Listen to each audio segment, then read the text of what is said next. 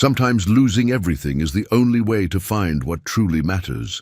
When single father Eli Morrison watched the bank take his house while his 10-year-old son Leo tried to stay brave, he knew they needed something more than another job application or another rejection letter. So Eli packed their old truck with camping gear and drove north to the woods where his own father had once taken him. They needed time to heal, time to think, and time to figure out what came next. 3 days into their camping trip, Leo found an old train hidden deep in the forest. It was covered in vines and rust, sitting on tracks that led nowhere. When they climbed inside, they expected to find nothing but old metal and memories. Instead, they found $11 million in bonds and a mystery that would change their lives forever. But would this discovery save them or destroy the peace they were just starting to find? Before we jump back in, tell us where you're tuning in from, and if this story touches you, make sure you're subscribed, because tomorrow I've saved something extra special for you. Eli Morrison had worked at Clearwater Lumber Mill for 12 years, 3 months, and 16 days when they called him into the office on a Tuesday morning that felt like any other. The coffee was still warm in his thermos, his work gloves still smelled of pine resin, and Leo's latest drawing was still tucked into his hard hat, a crayon sketch of the two of them fishing, both figures smiling under a bright yellow sun. The mill superintendent, a decent man named Carl who'd hired Eli straight out of high school, couldn't meet his eyes when he delivered the news. Budget cuts, automation, market downturn. The words floated around the small office like sawdust in sunlight, settling nowhere and meaning everything. "I'm sorry, Eli," Carl said, sliding the severance envelope across his desk. "If things turn around—" "I know," Eli said quietly, because he did know. Carl would rehire him in a heartbeat if he could, but the mill was selling to a larger company that had machines to do the work of 10 men.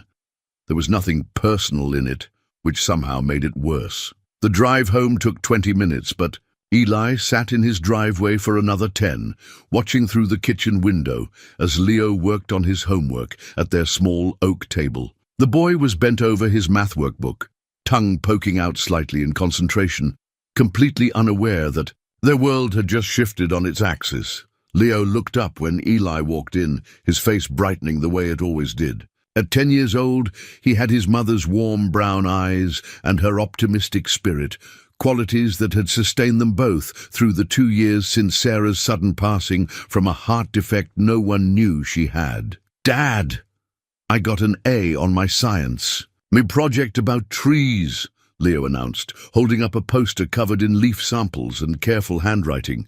"Mrs. Patterson said mine was the most detailed she'd ever seen."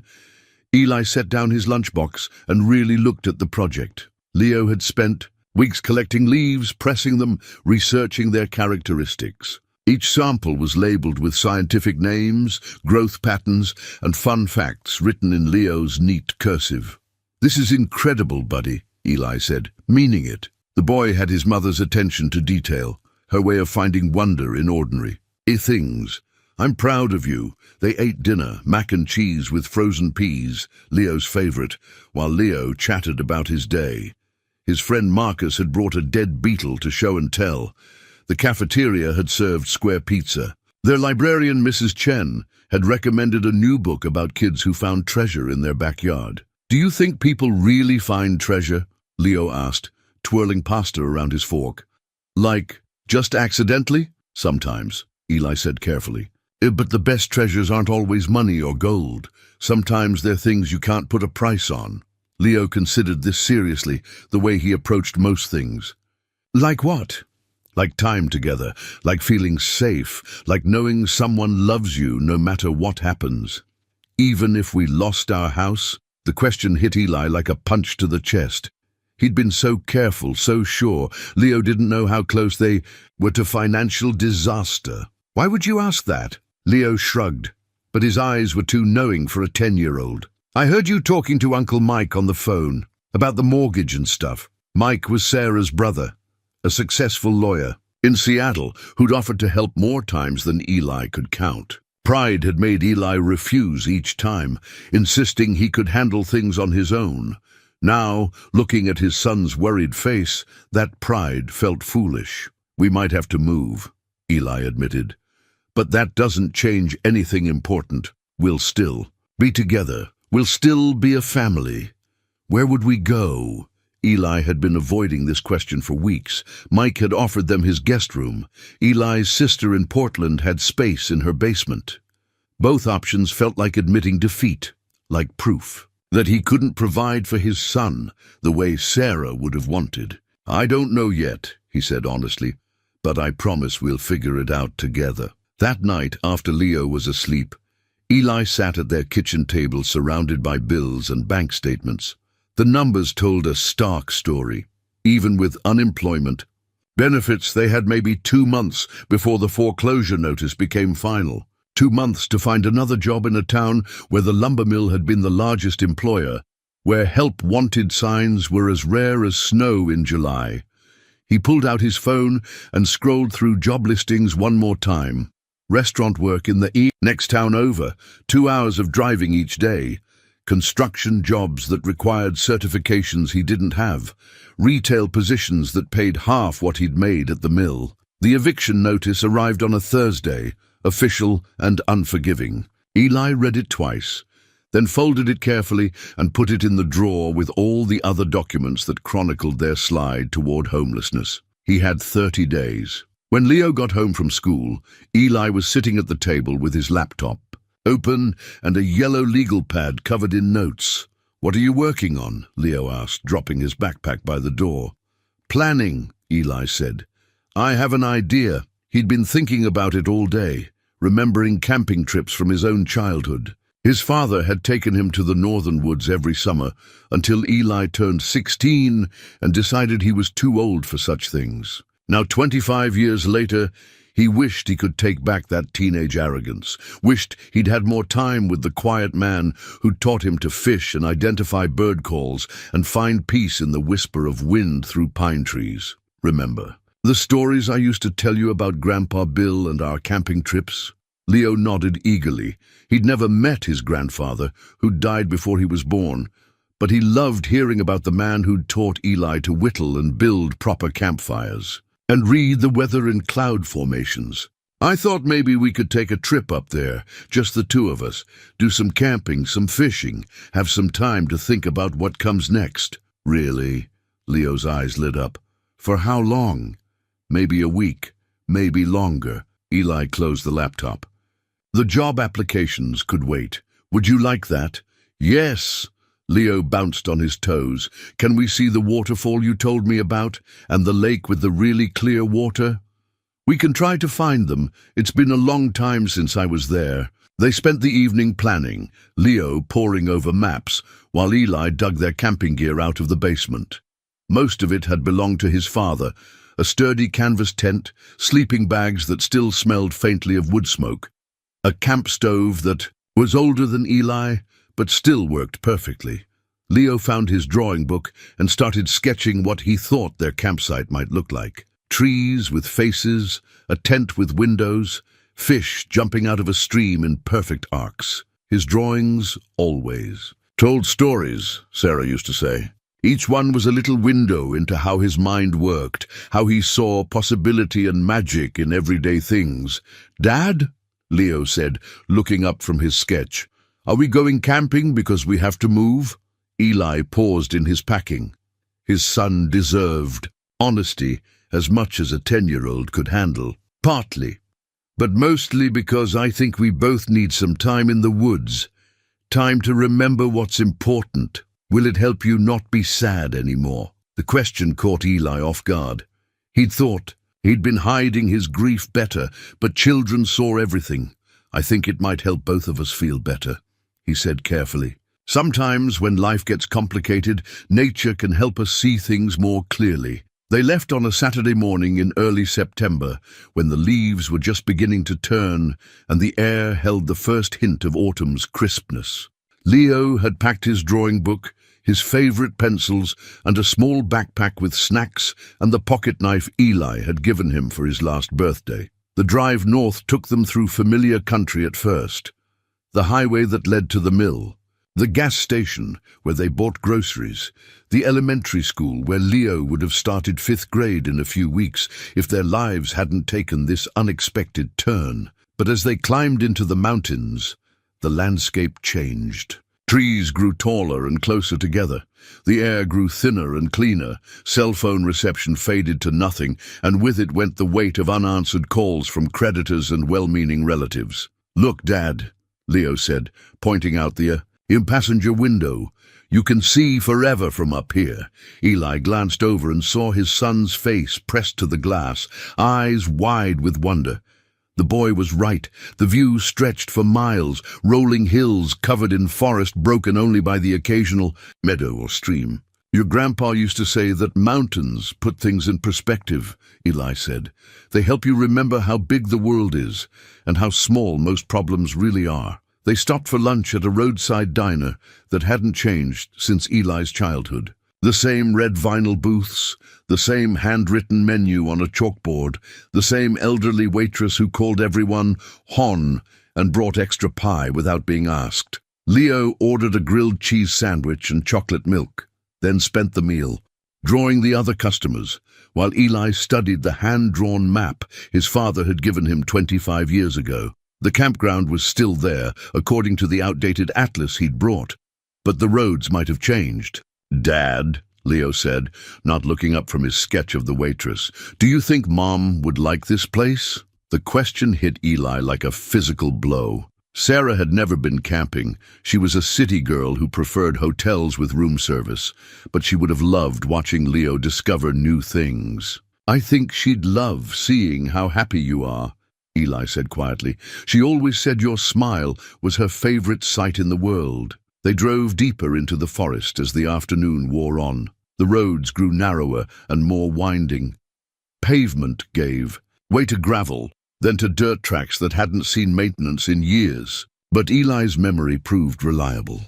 Left at the lightning-struck pine, right at the boulder shaped like a sleeping bear, straight through the meadow where wildflowers grew in impossible profusion. The campground was smaller than he remembered, but it was there.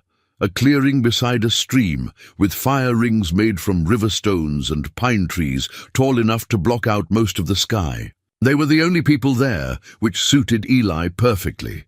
They set up camp while there was still light, Leo helping to stake down the tent and gather kindling for their fire. The boy worked without complaint, seeming to understand instinctively that this place required a different kind of behavior than their suburban neighborhood. That night, after they'd eaten camp stove hot dogs and s'mores toasted over the fire, they lay on their backs looking up at stars that were invisible back home. Leo asked questions about constellations and planets, and Eli answered as best he could, remembering his own father's patient explanations of the night sky. "I can see why Grandpa Bill loved it here," Leo said sleepily. "It's like being in a different world." "It is different," Eli agreed. "That's part of why we needed to come." The second day brought exploration. They hiked upstream, following deer trails and Leo's curiosity. They found the waterfall Eli had mentioned, smaller than he remembered, but still beautiful, cascading over smooth granite into a pool so clear they could see trout swimming in its depths. Leo spent an hour sketching the waterfall from different angles, capturing details Eli would have missed. The way spray caught sunlight like tiny prisms, the perfect oval stones worn smooth by centuries of flowing water, the delicate ferns growing in cracks between the rocks. "You really see things," Eli told him, looking over his son's shoulder at the latest drawing. "Mom always said I got that from you," Leo replied, not looking up from his work. "She said you see things too, you just don't always know it." They spent the evening by the fire again, Leo reading aloud from one of the books they'd brought, while Eli whittled a piece of pine into something that might eventually become a duck. The simple rhythm of it, cut, shave, examine, cut again, was meditative in a way he'd forgotten. For the first time in months, Eli felt something approaching peace. Out here, away from bills and job applications and well-meaning advice, he could Think clearly. They would be okay, he realized. Different, changed, but okay. They had each other, and they had resilience neither of them had known they possessed. The third morning dawned misty and cool, with fog hanging between the trees like curtains. Leo was up early, as usual, sitting by the dying fire with his drawing book balanced on his knees. "Dad," he said when Eli emerged from the tent, "I want to explore more of the forest today, the deep parts." "How deep?" Eli asked, pouring water into their coffee pot. "I don't know, just deeper. I feel like there's something out there we haven't found yet." Looking back later, Eli would wonder if Leo had sensed something that morning, some pull toward destiny that adults learn to ignore, but children still feel in their bones. At the time, he just saw his son's eager face and remembered being 10 years old himself, convinced that every forest held secrets waiting to be discovered. "Okay," he said, "but we stick together, and we don't go so far that we can't find our way back.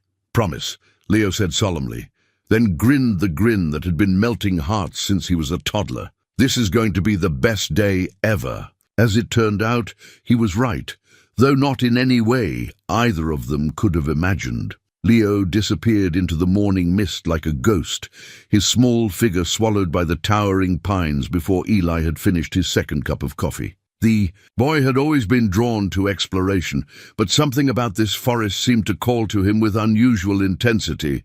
"Don't go too far," Eli called after him, but his voice was absorbed by the thick canopy above. He wasn't worried. Not yet. Leo was responsible for his age, and the forest felt safe in the way that wild places can when they're not fighting you. Eli spent the next hour breaking down their camp, packing gear with the methodical efficiency his father had taught him. They'd stay another night, maybe two, but he wanted everything secure in case the weather changed. The mist was thickening, not lifting as it should with the morning sun. When Leo didn't return after an hour, Eli felt the first flutter of concern. When the second hour passed, concern became worry. By the third hour, worry had transformed into the cold fear that every parent knows but hopes never to experience. "Leo!" Eli's voice echoed back to him from the trees, hollow and strange. He grabbed his pack and flashlight, though it was barely past noon, and started following the faint trail his son had taken into the deeper woods. The forest grew denser as he walked, older somehow. These trees had been here when his father was young, maybe longer. Moss hung from branches like torn fabric, and the ground was soft with decades of fallen needles. His boots made almost no sound on the forest floor. He found Leo's first drawing. 2 miles from their campsite, tucked under a fallen log, as if placed there deliberately. It was a quick sketch of a deer drinking from a stream, rendered in Leo's careful style. Beside it was an arrow drawn in the dirt, pointing deeper into the woods. "Smart boy," Eli murmured, understanding that Leo was leaving him a trail to follow. The fear in his chest eased slightly, replaced by pride in his son's resourcefulness. The second drawing was another mile ahead, this one showing a family of squirrels gathered around an enormous acorn. Again, an arrow pointed the way forward. Leo was moving with purpose, not wandering aimlessly, which was both reassuring and puzzling. The mist began to clear as Eli climbed higher, following what might once have been an old logging road. Sunlight filtered through the canopy in golden shafts, illuminating dust motes that danced like tiny spirits. The air smelled of pine resin and something else, something metallic and old. He found the third drawing, tucked into the bark of a massive cedar tree. This one was different from the others, more detailed and somehow urgent. It showed a long, dark shape among the trees, covered in vines and moss. At first glance, it looked like another fallen log.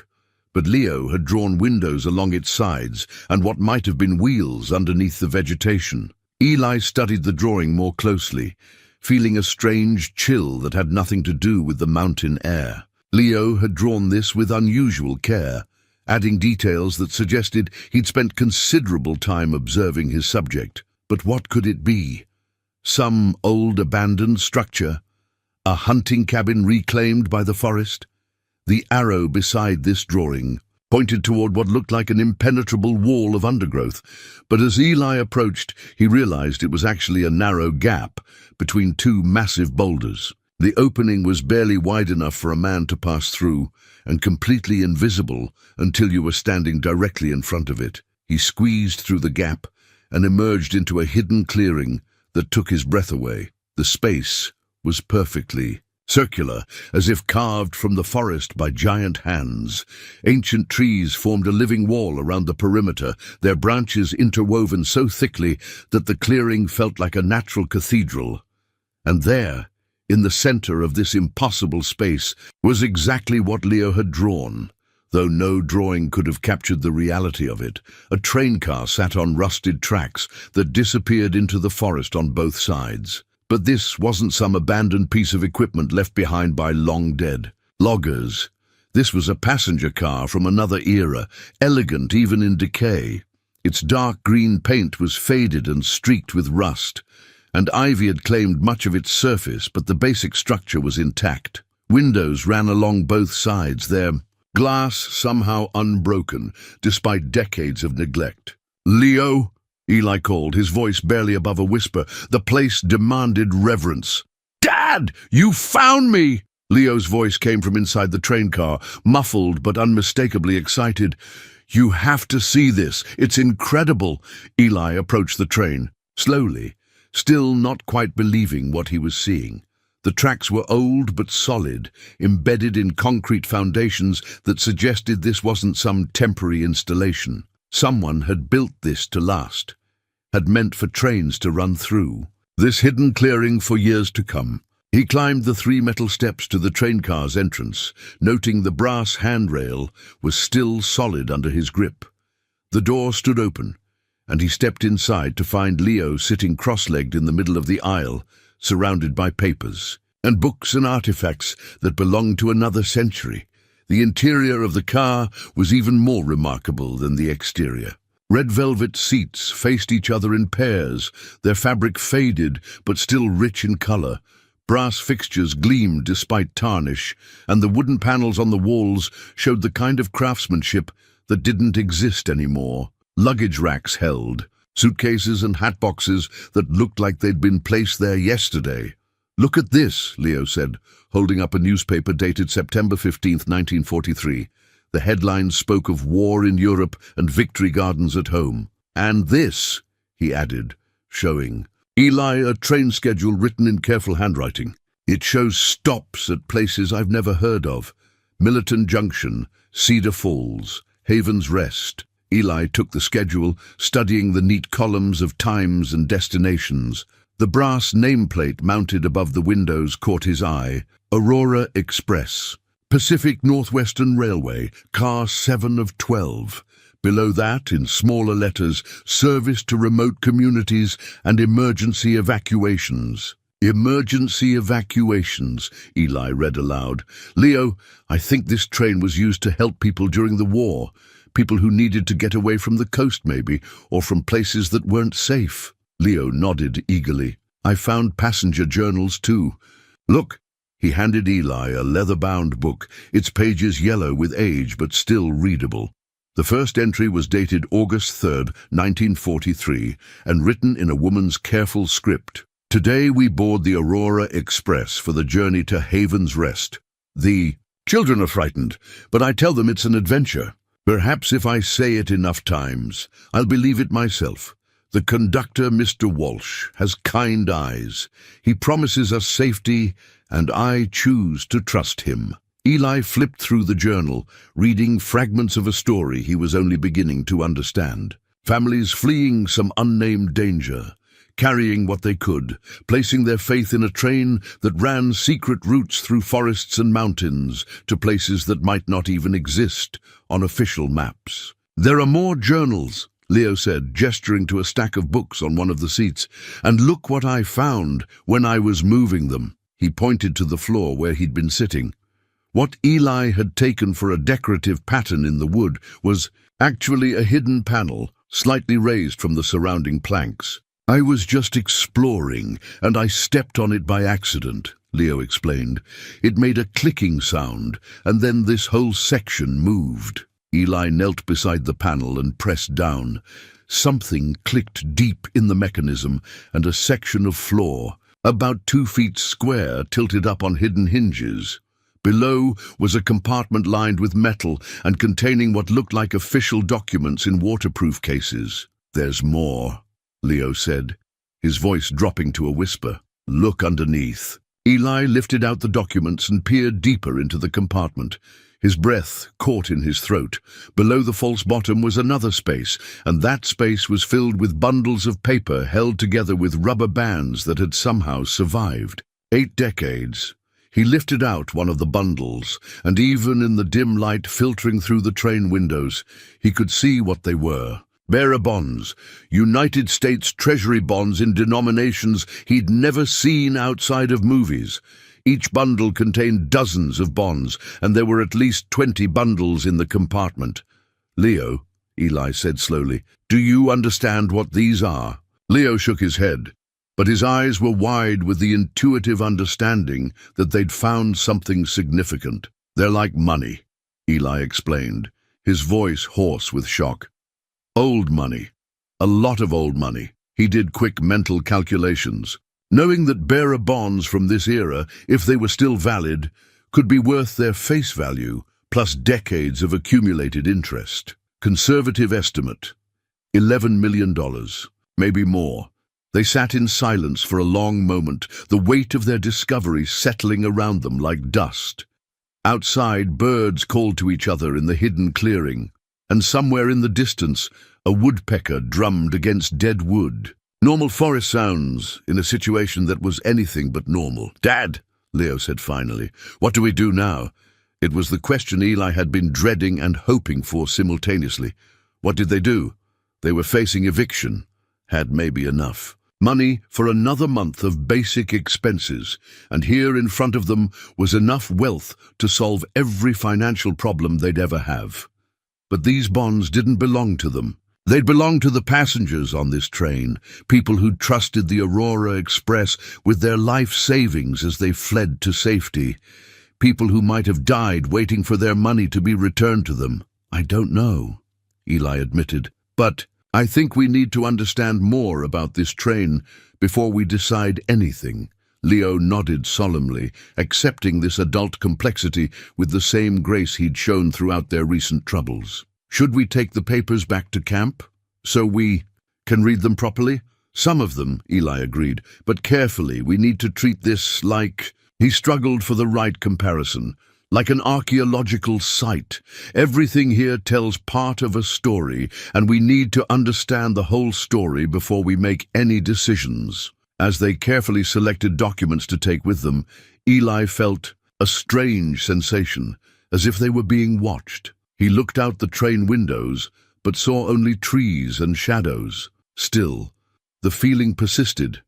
Not threatening exactly, but aware, as if the forest itself was taking note of their presence. They spent another hour in the train, Leo sketching details, while Eli photographed everything with his phone's camera. The device had no signal here, but it could still record images for later study.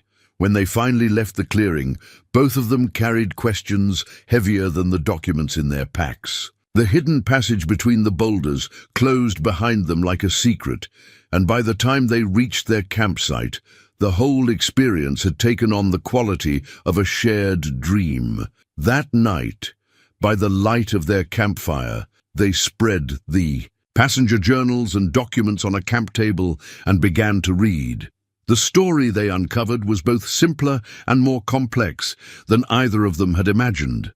The Aurora Express had been real as the fire that warmed them and the stars that watched from above. But it had also been something more, a lifeline for people caught in desperate circumstances, a bridge between danger and safety that had operated in the shadows of official history. And now, somehow, that history had reached out across 8 decades to touch their lives at the exact moment when they needed it most. The question was, what were they supposed to do with that touch? They decided to sleep in the train that night, spreading their sleeping bags across the velvet seats while documents and journals surrounded them like pieces of an impossible puzzle. Eli had insisted they return to their original campsite first, to secure their gear and leave a note in case anyone came looking for them. But Leo's excitement was infectious, and the pull of the hidden clearing proved irresistible. The car felt different in the darkness, more alive somehow. Moonlight filtered through the windows in silver bars, illuminating dust motes that danced in the still air. Every small sound, the settling of old wood, the whisper of wind through the trees outside, seemed magnified in the enclosed space. Leo had claimed the seat across from his father and was reading by flashlight, his young face serious with concentration. He'd chosen the journal of someone who signed herself simply SC and seemed completely absorbed in her story. Eli was working his way through what appeared to be official documents, manifests, schedules, and correspondence between the train's conductor and someone identified only as the coordinator. The papers revealed a sophisticated operation, carefully planned and professionally executed. "Dad," Leo said quietly, not wanting to break the cathedral-like atmosphere of the train, "listen to this." He cleared his throat and began to read in his careful, measured way. September 12, 1943. "The children have stopped asking when we're going home. I think they understand, as children do, that home is no longer a place, but a feeling we carry with us. Little Anna found a bird's nest outside her window this morning and spent an hour drawing it. She has her father's eye for detail, his patience, with small, beautiful things. I pray she will have opportunities to use these gifts in whatever life awaits us." Leo looked up from the journal. Her name was Sarah Chen. She was traveling with her 2 children after her husband was sent to the internment camps. She'd hidden their savings in bearer bonds because she didn't trust the banks anymore. Eli felt a chill that had nothing to do with the mountain air. "Sarah Chen, that's not a coincidence, Leo." "What do you mean?" "Mrs. Chen, at your school. Your librarian. Her name is Sarah Chen, too." Leo's eyes widened. "Do you think, could she be related?" "It's possible. Chinese families often passed names down through generations, especially in communities where they had to stick together for survival." They spent the next hour reading more entries from Sarah Chen's journal, piecing together her story. She'd been a teacher in San Francisco before the war, married to an engineer who'd been working on classified projects when the government decided that anyone of Japanese ancestry, including her Chinese husband, due to administrative confusion or deliberate prejudice, was a potential security risk. She'd escaped the roundups with her children, Anna and Michael, thanks to friends who'd warned her what was coming. The Aurora Express had been her lifeline, carrying them to a safe community in the remote mountains where they could wait out the war and hope for better times. "She writes about the conductor, Mr. Walsh," Leo said, flipping through pages.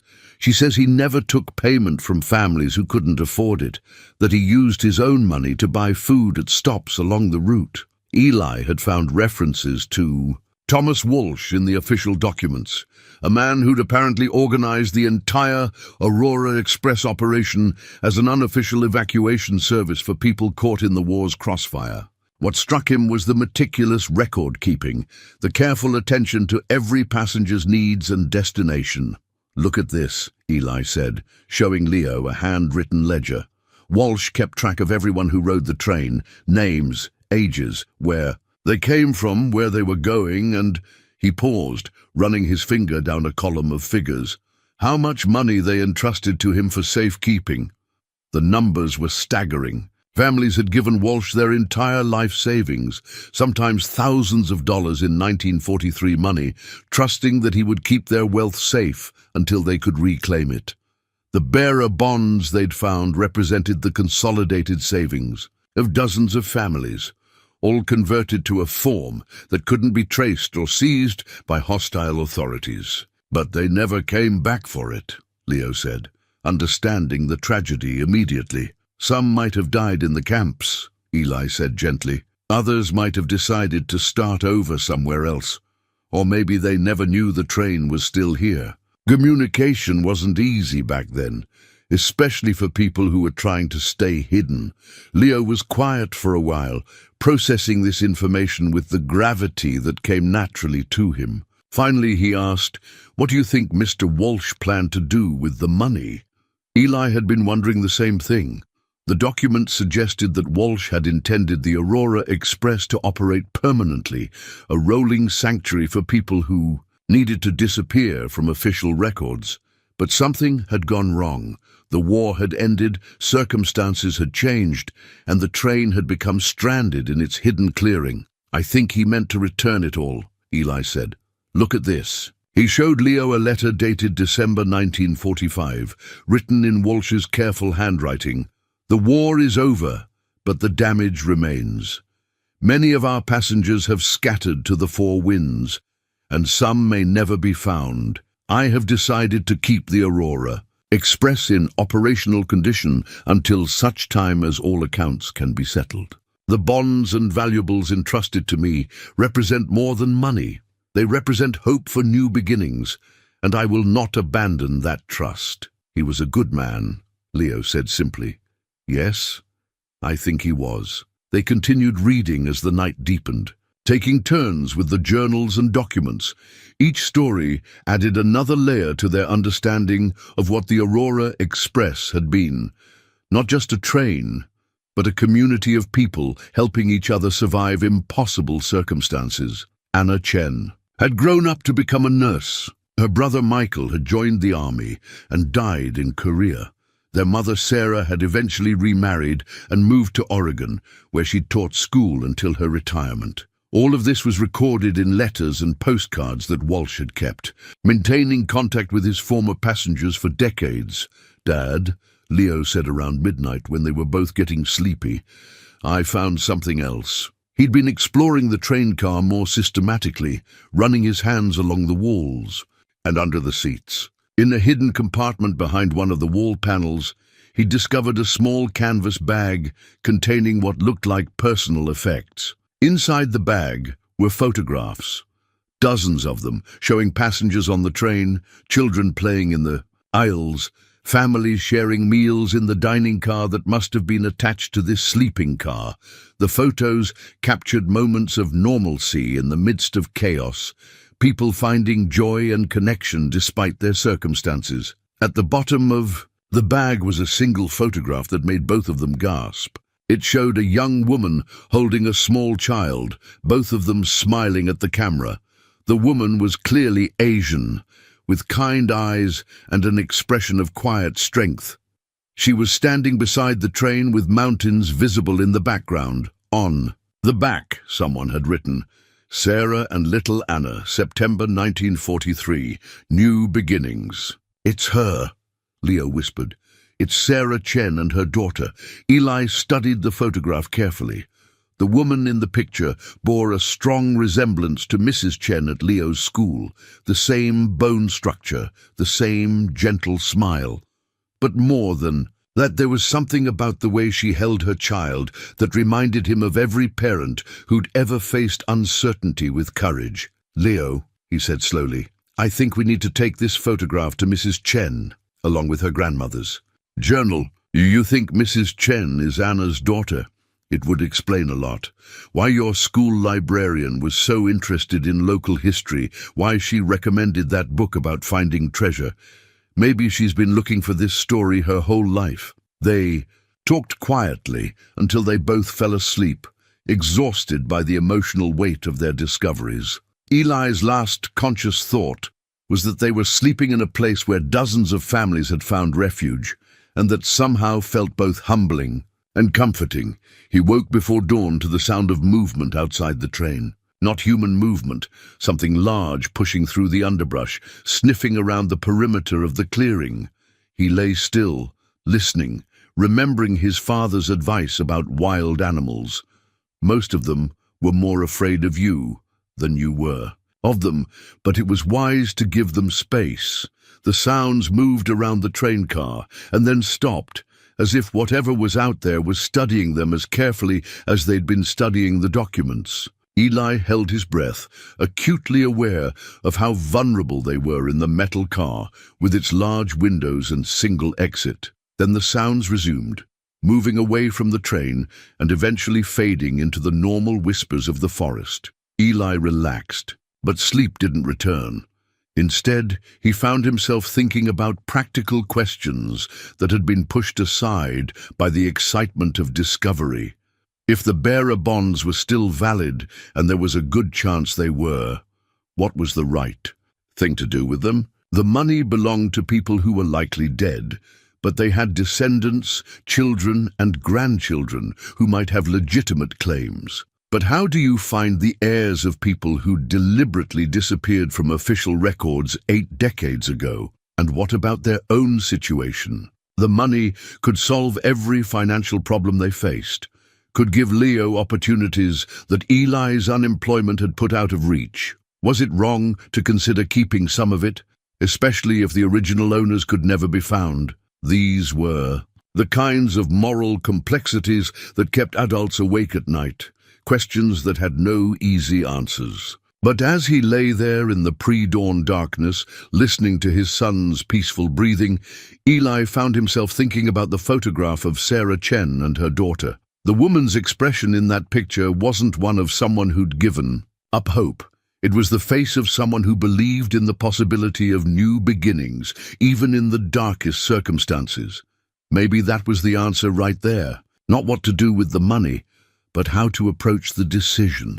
With hope instead of fear, with generosity instead of desperation, with the same spirit that had motivated Thomas Walsh to help strangers when he could have looked after only himself. When Leo woke an hour later, Eli was sitting by the window, watching the sun rise through the canopy of ancient trees. "Dad, are you okay?" "I'm thinking," Eli said, "about what kind of men we want to be." Leo considered this seriously, as he did most things. "The kind who help people?" "Yes," Eli said. "I think that's exactly right." But as they packed up their temporary camp inside the train car, neither of them noticed the figure watching them from the tree line, someone who'd been tracking their movements since they first entered the hidden clearing, someone who had their own interest in the Aurora Express and its long-kept secrets. The second morning in the hidden clearing brought new discoveries that complicated their understanding of the Aurora Express even further. While Eli made coffee on their portable camp stove, Leo had returned to his systematic exploration of the train car, and his methodical approach was yielding results that no casual visitor would have found. "Dad, there's another compartment," Leo called from the far end of the car. He was lying on the floor, reaching underneath one of the bench seats. "I can feel a handle, but I can't quite get it." Eli set down his coffee and joined his son, squeezing into the narrow space between seats. Leo was right.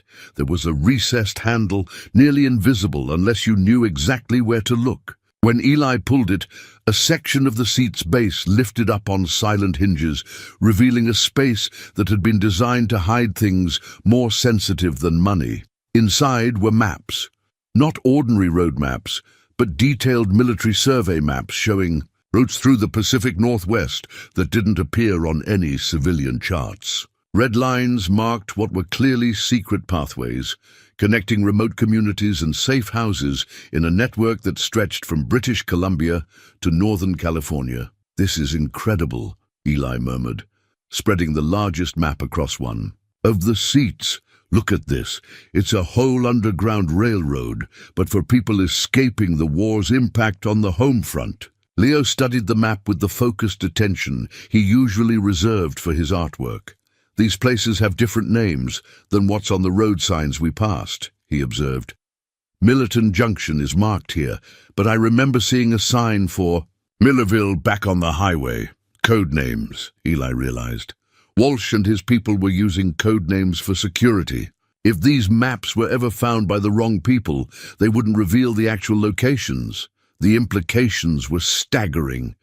The Aurora Express hadn't been just one train helping a few dozen families.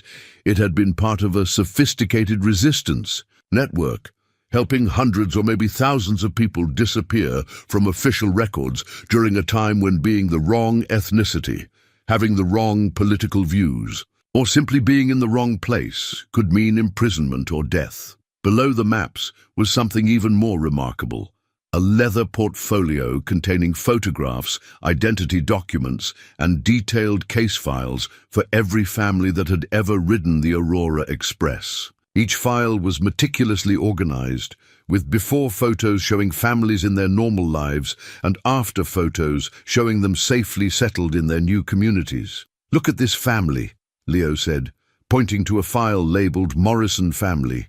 July 1943. The photograph showed a man, woman, and 2 children standing beside what was clearly the same train car they were sitting in. "Morrison, that's our name." Eli felt his heart skip. He took the file from Leo and studied it more carefully.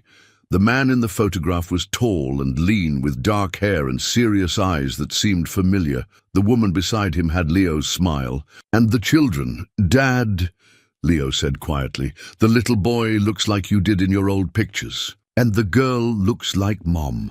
Eli's hands were shaking as he read the details in the file. John Morrison, age 34, machinist at Boeing. Mary Morrison, age 29, nurse.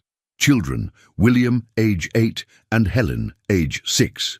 Reason for evacuation: John Morrison had been asking questions about sabotage at the aircraft plant and had been marked for investigation by federal agents who suspected union organizers of communist sympathies. "William," Eli whispered. "That was my father's name, but he always told me his family came from Montana, not Washington."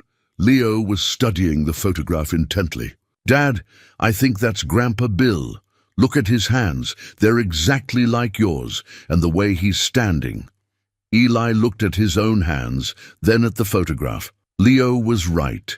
The resemblance was unmistakable. But if this was true, it meant everything his father had ever told him about their family history was a carefully constructed lie, designed to protect them from a past that was apparently too dangerous to acknowledge.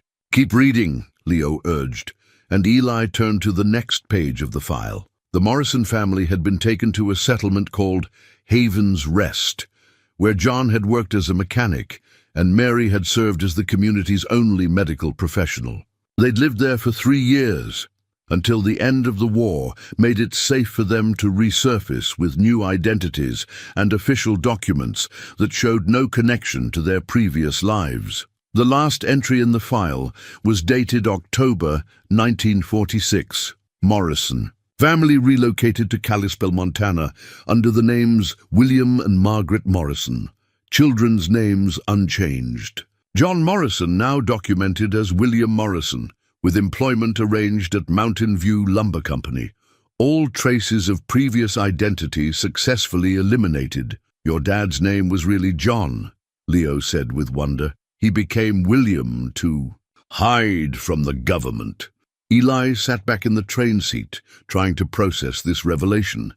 His father had been a quiet man who'd never talked much about his past, always deflecting questions with statements like, "Some things are better left buried," or "What matters is the family we build, not the one we left behind." Now those comments took on entirely new meaning. "This explains so much," Eli said, thinking out loud. Why Dad never had any family photos from before the war, why he never wanted to talk about his parents or siblings, why he knew so much about surviving in the wilderness, but never explained where he'd learned it. Leo was already reaching for another file. "Look, there are more. Maybe we're related to other families too." They spent the next 2 hours going through files, and what they discovered painted a picture of a hidden community that had saved itself through mutual aid and careful planning. Families with names like Chin and Nakamura and Rodriguez and Morrison had found each other in desperate circumstances and had created something that was part Underground Railroad, part Witness Protection Program, and part extended family. Tikik. Aurora Express had been the physical manifestation of their network, carrying people to safety and carrying news between the scattered communities where they'd settled. Thomas Walsh hadn't just been a conductor. He'd been the coordinator of an entire shadow society, helping people disappear from one life and reappear in another. "Dad," Leo said, holding up a manila envelope that had been at the bottom of the portfolio, "there's one more thing." Inside the envelope were adoption records, dozens of them, all processed through a lawyer in Portland who had apparently specialized in helping families within the network. Children whose parents had died in camps or during evacuations had been placed with other families from the group, maintaining the connections that made them all extended relatives. At the bottom of the stack was a birth certificate that made Eli's breath catch. Helen Morrison, born 1937 in Seattle, adopted 1944 by Thomas and Ruth Chen, relocated to Portland under the name Helen Chen. "Dad," Leo said, his voice full of awe. "Mom's name was Helen Chen before she got married. And look at the birth date. It matches." Eli stared at the document, understanding flooding through him like cold water. His wife Sarah had been Helen Chen, and Helen Chen had been Helen Morrison, his own sister, adopted by the Chen family after their parents had decided it was too dangerous to keep both children together. "We're not just connected to this story," Eli said slowly. "We are this story. Your mother was my sister, adopted by another family in the network. We found each other again without ever knowing we were looking." Leo was quiet for a long moment, processing implications that were probably beyond his 10-year-old understanding. Finally he asked, "Does that make our family smaller or bigger?" It was such a perfectly Leo question, practical and emotional. At the same time, Eli pulled his son into a hug, feeling the weight of generations of survival and sacrifice that had led to this moment. "Bigger," Eli said definitively. "Much bigger. And it means the money in those bonds isn't just treasure. We found it's our inheritance, left to us by people who hoped their children would find each other someday." But as they sat there absorbing this revelation, neither of them noticed that their truck, parked at their original campsite 2 miles away, had developed a mysterious mechanical problem. The fuel line had been carefully sabotaged, just enough to prevent the engine from starting, but not enough to be immediately obvious. Someone wanted them to stay in the forest longer. Someone who had been watching and waiting for the right moment to make contact. When they returned to their campsite that afternoon, planning to drive into the nearest town to research their findings, Eli turned the key in the ignition and heard nothing but clicking. He tried again, then popped the hood and stared at an engine that had run perfectly that morning. "What's wrong?" Leo asked. "I'm not sure," Eli said, but he was getting a prickly feeling between his shoulder blades, the same sensation he'd had in the train car when he'd felt they were being watched. "Maybe we should walk back to the main road, try to flag down some help." They gathered their essential gear and started hiking, but they'd only gone a mile when they realized the trail they'd been following had somehow disappeared. The landmarks Eli remembered from their drive in, the lightning-struck pine, the boulder shaped like a sleeping bear, were nowhere to be seen. "Dad," Leo said, his voice steady but concerned, "I think we're lost." Eli pulled out his compass and checked their direction. According to the instrument, they were heading due north, exactly the direction they should be going. But the forest around them looked completely unfamiliar, as if they'd stepped into a different set of woods entirely. "Let's head back to the train," Eli decided. "We know the way there, and we can figure out our next move from the clearing." But when they tried to retrace their steps, they found that the path to the hidden clearing had also changed. The gap between the boulders was gone, replaced by solid rock face that showed no sign of ever having been passable. They were trapped in the forest, with a disabled truck and no obvious way out, and somewhere in the trees around them, something was watching and waiting with the patience of a predator. For the first time since their adventure had begun, Eli felt truly afraid, not of wild animals or getting lost, but of the possibility that their discovery of the Aurora Express had attracted attention from people who had their own plans for the train's secrets. As darkness fell and they made camp in a small clearing they'd never seen before, Eli lay awake listening to sounds that didn't belong in any forest he knew. footsteps that stopped whenever he tried to focus on them, whispers that might have been wind through leaves, but probably weren't. Leo slept peacefully beside him, trusting in his father's ability to keep them safe, but Eli wasn't sure how much longer he could honor that trust. The forest had become a maze, and they were no longer explorers. They were prey. They found their way back to the Aurora Express at dawn, though the route they took bore no resemblance to any path they'd walked before. The forest seemed to shift around them like a living maze, trails appearing and disappearing with the logic of dreams. But the hidden clearing remained constant, a circle of ancient trees surrounding the train, like guardians who had been waiting 8 decades for the right people to arrive. Leo went immediately to the train car, while Eli made a more systematic inspection of the entire clearing. What he found made him question everything he thought he understood about their situation. The tracks didn't just disappear into the forest. On both sides of the clearing, they continued, hidden under decades of fallen leaves and undergrowth. Following them eastward, Eli discovered the remains of a platform that had once served as a station. Rotting wooden planks and rusted metal fixtures were barely visible beneath moss and ferns, but the structure was unmistakably man-made. More disturbing was what he found when he followed the tracks westward. After about 50 yards, they emerged from the trees onto what had once been a wooden trestle bridge spanning a deep ravine. The bridge was gone now, its supports having rotted away decades ago, but the metal rails extended out over empty space before ending abruptly in midair.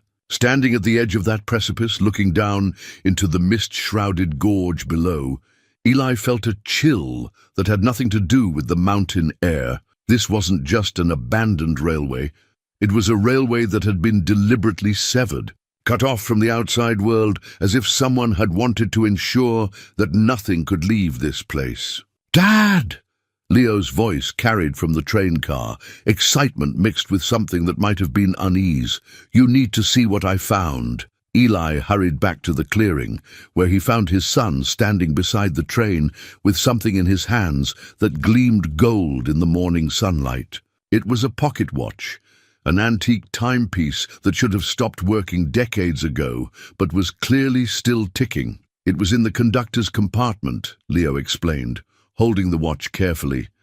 "There's a whole little room at the front of the car that I hadn't noticed before. It's got a desk and a chair and—" He paused, looking uncertain. "Dad, I think someone's been living here recently." Eli took the watch and examined it closely. The case was engraved with the words, "Thomas Walsh, Conductor, Aurora Express, 1943. The inscription was worn but readable, and when Eli held the watch to his ear, he could hear its steady ticking, as regular and reliable as a heartbeat. "Show me this compartment," he said. Leo led him to what Eli had assumed was just another passenger seating area, but when his son pressed a hidden panel in the wall, a narrow door swung open to reveal a space that was clearly the conductor's private quarters. It was small but efficiently organized, with a built-in bunk, a compact desk, and storage compartments that contained everything a railroad man would need for long journeys. But Leo was right. Someone had been using this space recently. The bunk was made up with blankets that smelled of wood smoke rather than decay. The desk held notebooks filled with recent entries, written in a careful hand that recorded weather patterns, wildlife observations, and notes about visitors to the clearing.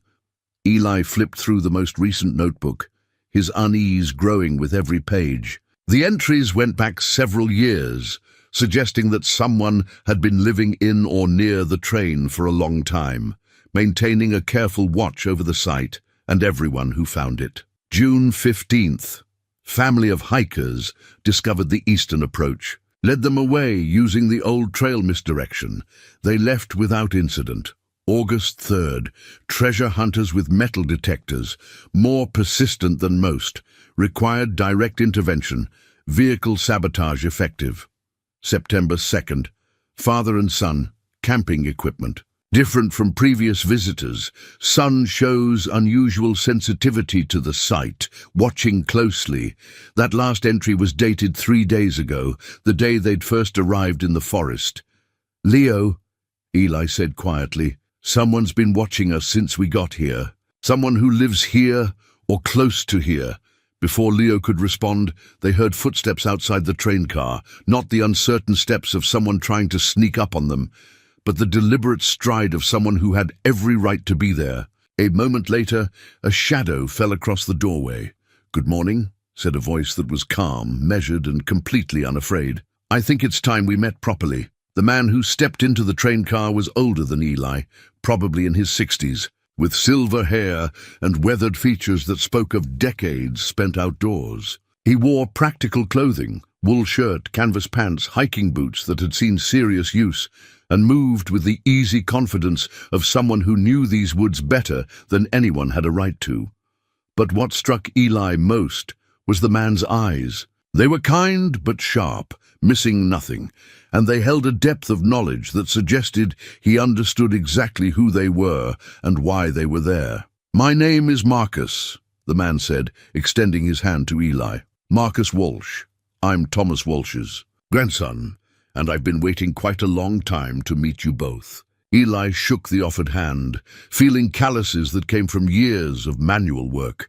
"You've been living here?" "Not here exactly, but close enough to keep watch. The Aurora Express has been my responsibility since my grandfather died in 1987. He spent his final years trying to locate the families who'd never claimed their belongings, and when he couldn't find them all, he passed that duty on to me." Marcus turned to Leo with a smile that transformed his serious features.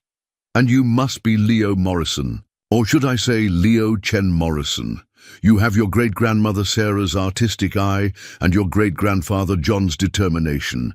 They would be very proud of what you've discovered here." Leo looked to his father for guidance, still processing. The idea that they'd been watched and that this stranger knew their family history. "You knew about our connection to the train?" Eli asked. "I've known about it for years," Marcus said, settling into one of the train's seats as if he owned the place, which Eli was beginning to suspect he did. "My grandfather kept meticulous records, not just of the passengers, but of their descendants. When Helen Morrison married David Chen and became Helen Chen, he noted it. When she moved to your town and had a daughter named Sarah, he noted that too. And when Sarah Chen married Eli Morrison, bringing the Morrison and Chen lines back together, he called it the circle completing itself." Marcus pulled out a manila folder that was thick with documents and photographs. "My grandfather believed that eventually someone from one of the original families would find their way back to the train. He thought it might take decades, but he was convinced it would happen. He spent his last years preparing for that moment." Eli felt a strange mixture of relief and apprehension. Relief that they weren't in danger from some unknown watcher, but apprehension about what this Marcus Walsh might want from them. "The money," Eli said. "The bearer bonds. Do you know about those?" "I know about everything," Marcus said simply. "The bonds, the documents, the photographs, the maps. I also know about your current financial situation, the house you're about to lose, the job you don't have, the choices you're facing."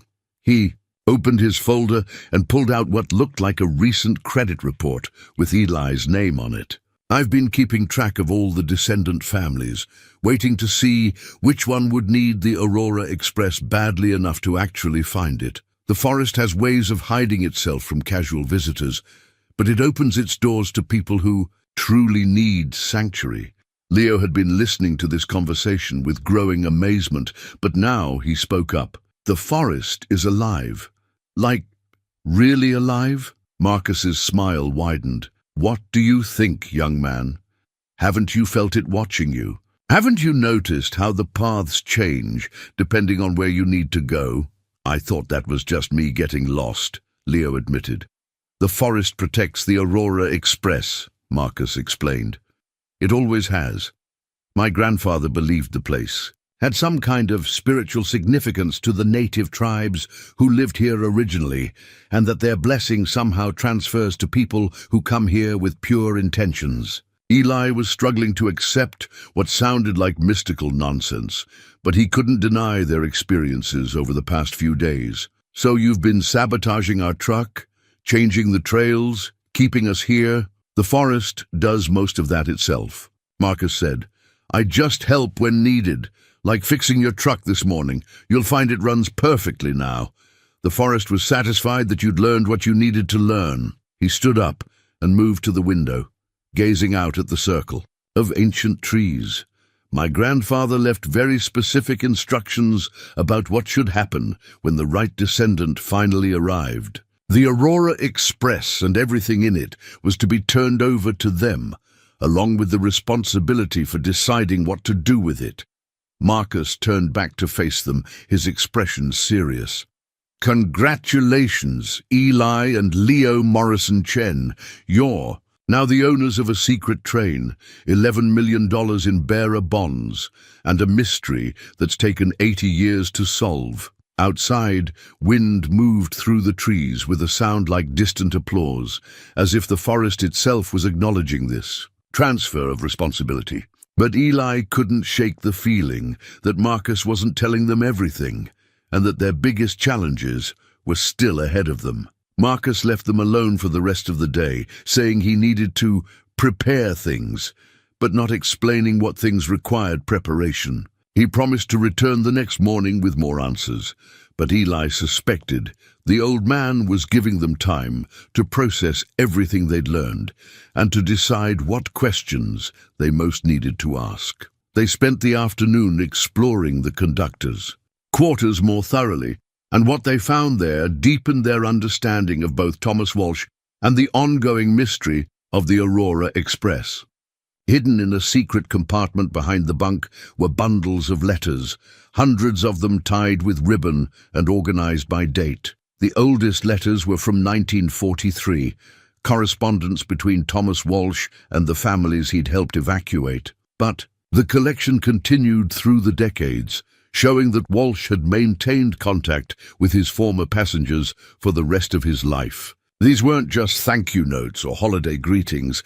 They were detailed updates on marriages, births, deaths, careers, and the ongoing challenges of building new lives from the ashes of the old ones. Leo found a bundle marked Morrison Family correspondence and untied it with careful fingers. The first letter was dated December 1946, written in his great-grandmother Mary's careful script. "Dear Mr. Walsh, William and I wanted you to know that we've settled well in Kalispell. The lumber company is good work, and the children are thriving in their new school. Little Bill asks about the train often. I think he remembers more than we expected a child his age would retain. He draws pictures of it sometimes, though we've told him it was just a dream. Perhaps someday when he's older we'll tell him the truth about his family's real history." Eli found himself deeply moved by his grandmother's words, understanding now why his father had sometimes seemed to be living two lives simultaneously, the public one as William Morrison of Montana, and the private one as someone who remembered being John Morrison of Washington, a man whose questions about airplane factory security had made him a target of government suspicion. "Dad," Leo said, holding up another letter. "Listen to this one. It's from 1962. Leo read aloud, "Mr. Walsh, I'm writing to let you know that our William has enlisted in the Army. He's been accepted for special training, something involving survival skills and unconventional warfare. I think the lessons you taught him about living off the land and staying hidden have served him well. He says the instructors are impressed by how much he already knows about moving through forests without being detected." Special Forces, Eli realized. Dad was in Special Forces before he went to work at the lumber mill, but he never told me any details about his military service. They continued reading, piecing together a picture of their family history that was far more complex than anything Eli had imagined. His father had served 2 tours in Vietnam as part of a unit that specialized in long-range reconnaissance, living in the jungle for weeks at a time, gathering intelligence behind enemy lines, skills that had been taught to him first by Thomas. Walsh during those 3 years at Haven's Rest, but the most revelatory letter was near the bottom of the pile, dated 1978 and written in his father's own handwriting. Tom, Helen Chen contacted me last week. She's living in Oregon now, married to a good man named David Chen, who adopted her when she was small. She has a daughter, Sarah, who's about to graduate high school. Helen says the girl looks like our mother and she's planning to study library science in college. I wanted to let you know that the family connections are continuing, even though we've all scattered. Maybe someday my son will meet Sarah Chen, and they'll never know they're cousins. Or maybe the forest will find a way to bring them together, the way it brought all of us to you when we needed saving most. They knew, Eli whispered. Dad knew about Mom's family connection, but he never said anything. Maybe he was waiting for the right time, Leo suggested. Or maybe he wanted you and Mom to find each other naturally, without feeling like it was arranged. Eli thought about his courtship of Sarah, how they'd met at a community college where she was getting her teaching certificate and he was taking night classes in business administration. It had felt like pure chance, but now he wondered if there had been subtle influences, recommendations from mutual acquaintances, invitations to events where they were likely to meet, a dozen small nudges that had seemed like coincidence, but might have been orchestrated by people who understood the importance of keeping family connections alive. As the sun set and they prepared to spend another night in the train car, Leo made a discovery that changed their understanding of the Aurora Express yet again. While organizing the letters they'd been reading, he'd noticed that one of the storage compartments felt lighter than it should, as if it had a false bottom. When he pressed on it experimentally, a section of wood shifted, revealing a hidden space beneath. Inside was a collection of items that clearly belonged to children, toys, games, books, and art supplies that had been carefully preserved despite in their age. But what caught both their attention was a bound volume labeled Children's Drawings, Aurora Express Passengers, 1943-1946. The book contained dozens of drawings made by the children who'd ridden the train, and they were remarkably similar to Leo's own artistic style. Page after page showed the train from different angles, the forest clearing, animals in the woods, and the faces of other children and adults. But what was most striking was how many of the drawings depicted the same scenes Leo had been sketching unconsciously over the past few days. Look at this one, Leo said, pointing to a drawing labeled Anna Chen, age 7, September 1943. The picture showed the train at night, with glowing windows and stars overhead. In the lower corner, almost hidden, among the details, was the figure of a boy Leo's age, standing beside the train, watching and waiting. This one, Leo continued, flipping to another page. The drawing was by someone named Michael Morrison, Eli's uncle, his father's younger brother who died in Korea. It showed the inside of the train car with families sitting together, reading and talking and sharing meals. But in one of the seats sat 2 figures who looked remarkably like Eli and Leo themselves. Dad, Leo said quietly, I think the children who rode this train could see the future somehow. Or maybe they could see all the different times at once. Past, present and future all layered together like transparent drawings.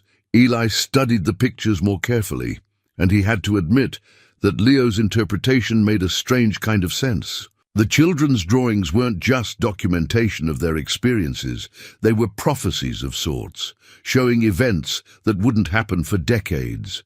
But the most unsettling drawing was on the final page of the book. It was unsigned and undated, but it showed the Aurora Express in its hidden clearing with 3 figures standing beside it, a man, a boy, and an older man with silver hair. In the background, barely visible among the trees, were other figures watching from the shadows, and their faces weren't friendly. Leo, Eli said, I think someone's going to try to take the train away from us, and I think it's going to happen. Soon, as if summoned by his words, they heard the sound of engines in the distance, multiple vehicles moving through the forest with the confidence of people who knew exactly where they were going.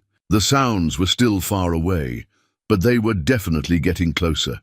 Eli grabbed their backpack and stuffed it with the most important documents they'd found, including the photographs and the children's drawing book. If they had to run, they couldn't carry everything, but they could preserve the items that told the most important parts of the story. "Should we hide?" Leo asked.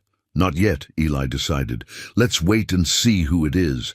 Maybe it's just Marcus coming back with the answers he promised." But even as he said it, Eli knew that wasn't true.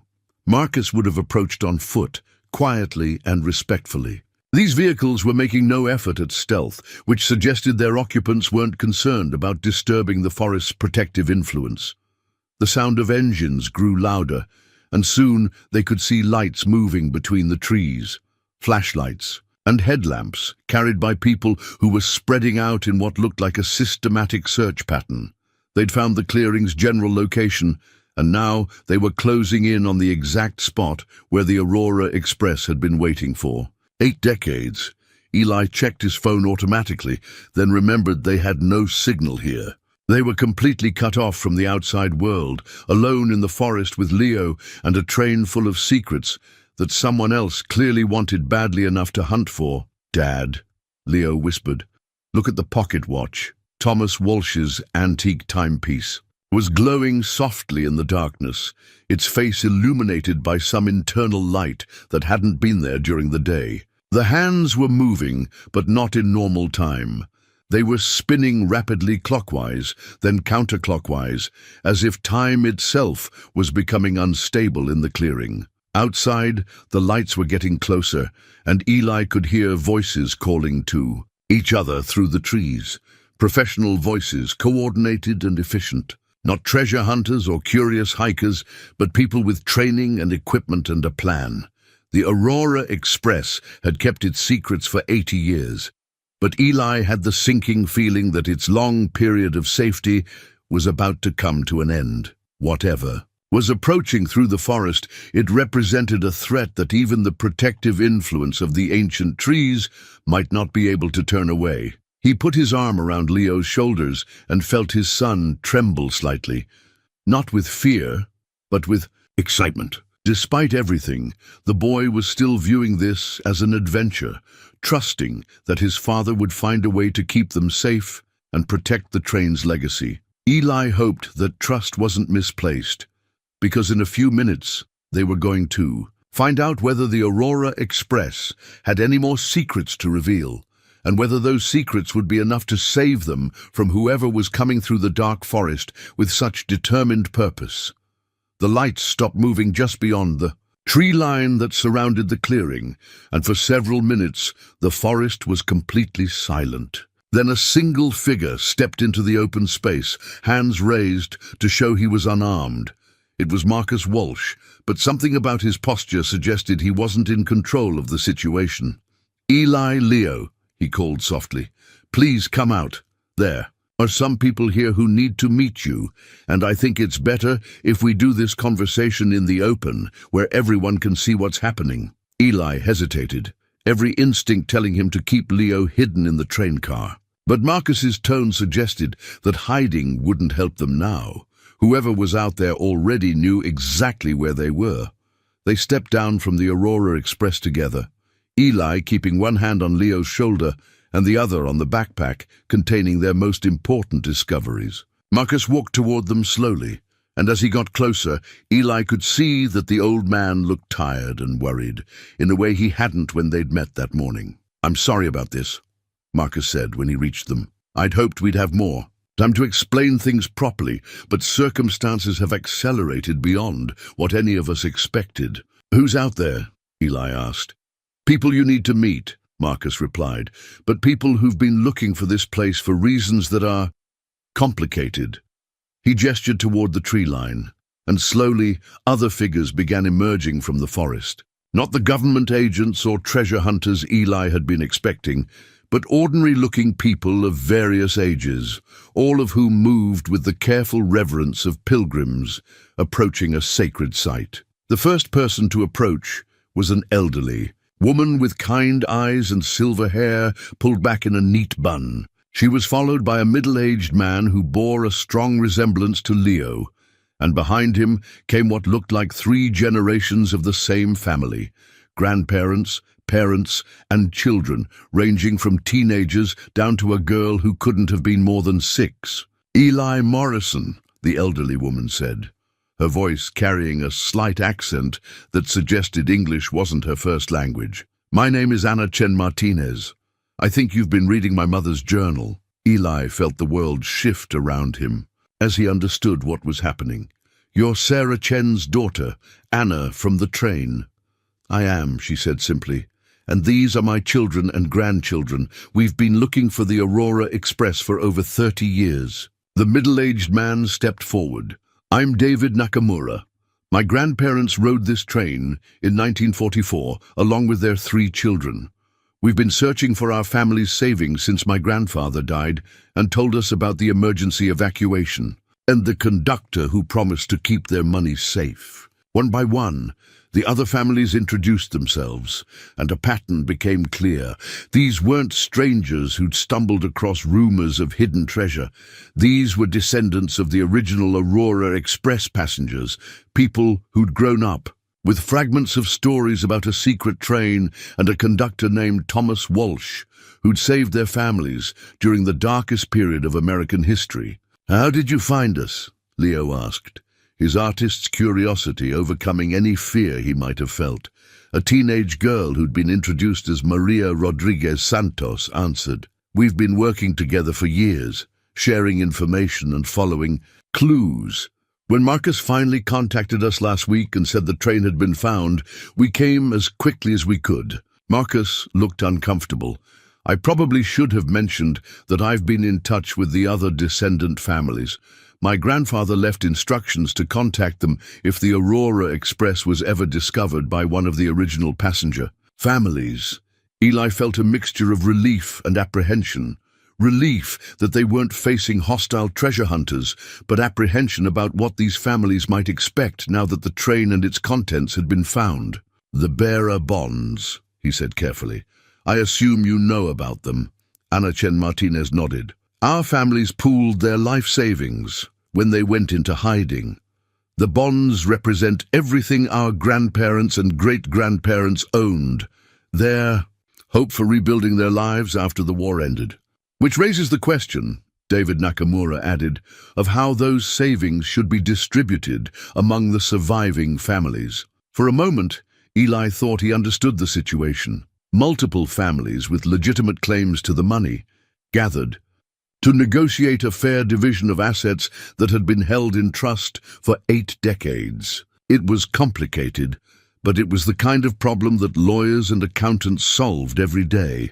But then Ana Chen Martinez reached into her purse and pulled out a manila envelope that looked very similar to the one Marcus had shown them earlier. "Before we discuss the money," she said, "there's something you need to know about your family's connection to all of this, something that goes deeper than anyone realized until we started comparing our research." She opened the envelope and pulled out a birth certificate that made Eli's breath catch. It was his own birth certificate, but not the version he'd seen growing up. This one listed his mother as Helen Morrison and his father as William Morrison. But in the space for place of birth, it didn't show the Montana hospital he'd always believed was his birthplace. Instead, it showed Havens Rest Community, Washington Territory, unincorporated settlement. "Havens Rest," Leo said, remembering the name from the train documents. "That's where all the Aurora Express families were taken." "Not all of them," Anna corrected gently. "Most of the families were relocated to other communities after a few years. But some of them stayed at Havens Rest permanently, and their children grew up together in what became an intentional community of Aurora Express. Survivors and their descendants." She handed Eli another document, an adoption certificate dated 1945. "Your parents never left Havens Rest. They lived there until you were 16 years old, at which point they decided it was safe for your family to integrate into mainstream society. The William and Margaret Morrison who moved to Montana were cover identities, but you actually grew up in the same community as most of us. Eli stared at the documents, trying to reconcile this information with his memories of childhood. But as he thought about it, the pieces began to fit together, the remote location of their Montana home, his parents' insistence on homeschooling until high school, their extensive knowledge of wilderness survival and self-sufficiency, the way other adults in their community had seemed to share unspoken understandings and common experiences, havens. Rest still exists, David Nakamura said. About 40 families live there now, most of them descendants of Aurora Express passengers. It's still technically unincorporated, still mostly self-sufficient, and still maintaining the connections that kept our grandparents safe during the war. Leo was looking back and forth between the adults with growing excitement. So, we're not just connected to the train's history, we're connected to each other. We're all family in a way. More than you know, Anna said, smiling at Leo's insight. The Aurora Express wasn't just a rescue operation. It was the foundation of a community that has lasted for 80 years. And that community has been waiting for the train to be found so we could complete the circle. Marcus stepped forward, looking more relaxed now that the introductions were complete. The bearer bonds were never meant to be divided among individual families. They were meant to fund the community's ongoing mission of helping people who need sanctuary from government persecution, economic disaster, or social persecution. A foundation, Eli said, understanding beginning to dawn. You want to use the money to create a foundation that continues what Thomas Walsh started with the Aurora Express. We want you to help us create it, Anna corrected. You and Leo are the ones who found the train. According to the traditions of our community, that makes you the trustees of its legacy. She reached into her envelope one more time and pulled out a document that looked like it had been prepared by lawyers. We're proposing the creation of the Aurora Foundation, with you as the primary trustees. The foundation would provide emergency assistance to families facing eviction, job loss, persecution, or other crises that threaten their stability. Eli looked at the document, then at the faces of the people gathered around them in the hidden clearing. 3 generations of families who'd grown up with stories of the train and its conductor, who'd spent decades looking for their heritage, and who were now proposing to entrust that heritage to him and his son. But Leo was already pulling his drawing book out of the backpack, flipping to a sketch he'd made that morning while they were reading the letters. It showed the Aurora Express in the clearing, but instead of being abandoned and overgrown, it was clean and restored, with people gathered around it in what looked like some kind of ceremony or celebration. I drew this before I knew you were coming, Leo said, showing the drawing to Anna. But I think I drew it because I knew somehow that the train wasn't meant to stay hidden forever. Anna studied the drawing carefully, then looked at Leo with tears in her eyes. You have the gift, she said softly, the ability to see connections across time, the same gift your great-great-grandmother Sarah had, and that several children in our community have developed over the years. She turned back to Eli. We're not asking you to give up the money or to move to Haven's Rest, though both are options if you want them. We're asking you to help us use the Aurora Express's legacy to continue the work Thomas Walsh started, helping people find safety and new beginnings when their old lives become impossible. Eli looked at his son, who was nodding enthusiastically, then at the train that had brought them to this moment, then at the faces of people who were offering him not just financial security, but a sense of purpose he'd never imagined possible. Yes, he said simply, we'll help you create the Aurora Foundation, but I have one condition. What's that? Marcus asked.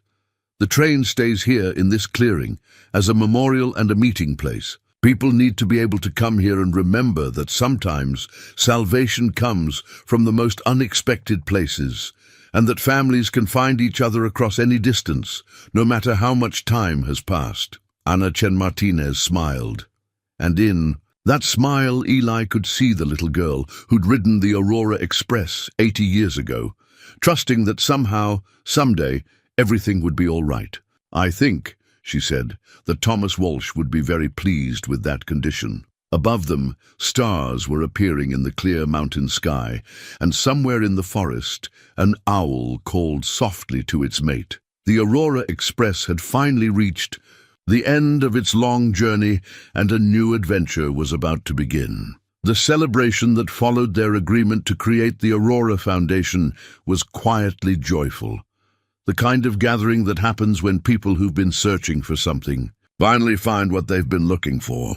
Families shared stories around a campfire built in the center of the clearing, children played games that had been passed down through generations, and the adults began making practical plans for transforming their shared heritage into an active force for good. But Marcus Walsh remained troubled, and as the evening wore on, Eli noticed the old man checking his watch frequently and scanning the tree line as if he expected unwelcome visitors. "Oh, what's wrong?" Eli asked when he found Marcus standing apart from the group, studying the forest with obvious concern.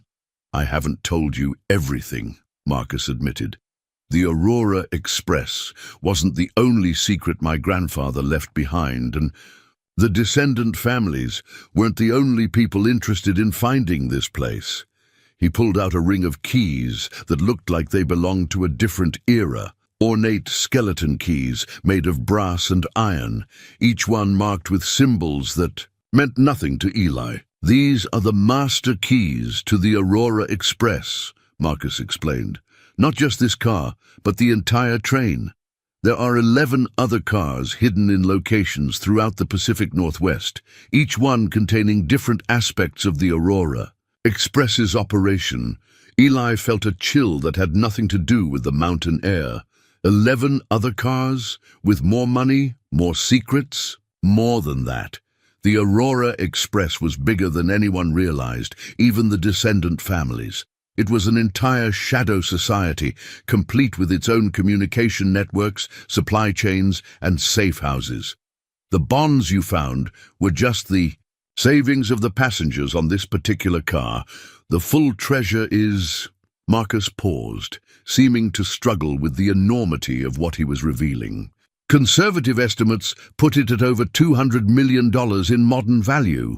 Leo had wandered over during this conversation, drawn by his father's serious tone. $200 million. That's enough to help a lot of families. "It is," Marcus agreed, "but it's also enough to attract attention from people who don't share our humanitarian goals.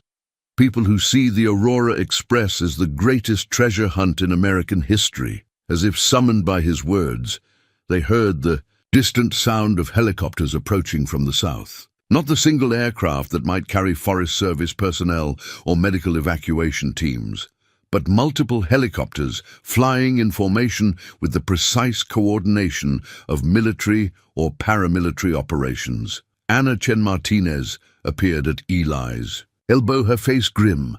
"Marcus, are those the people you were worried about?" "I'm afraid so," Marcus replied.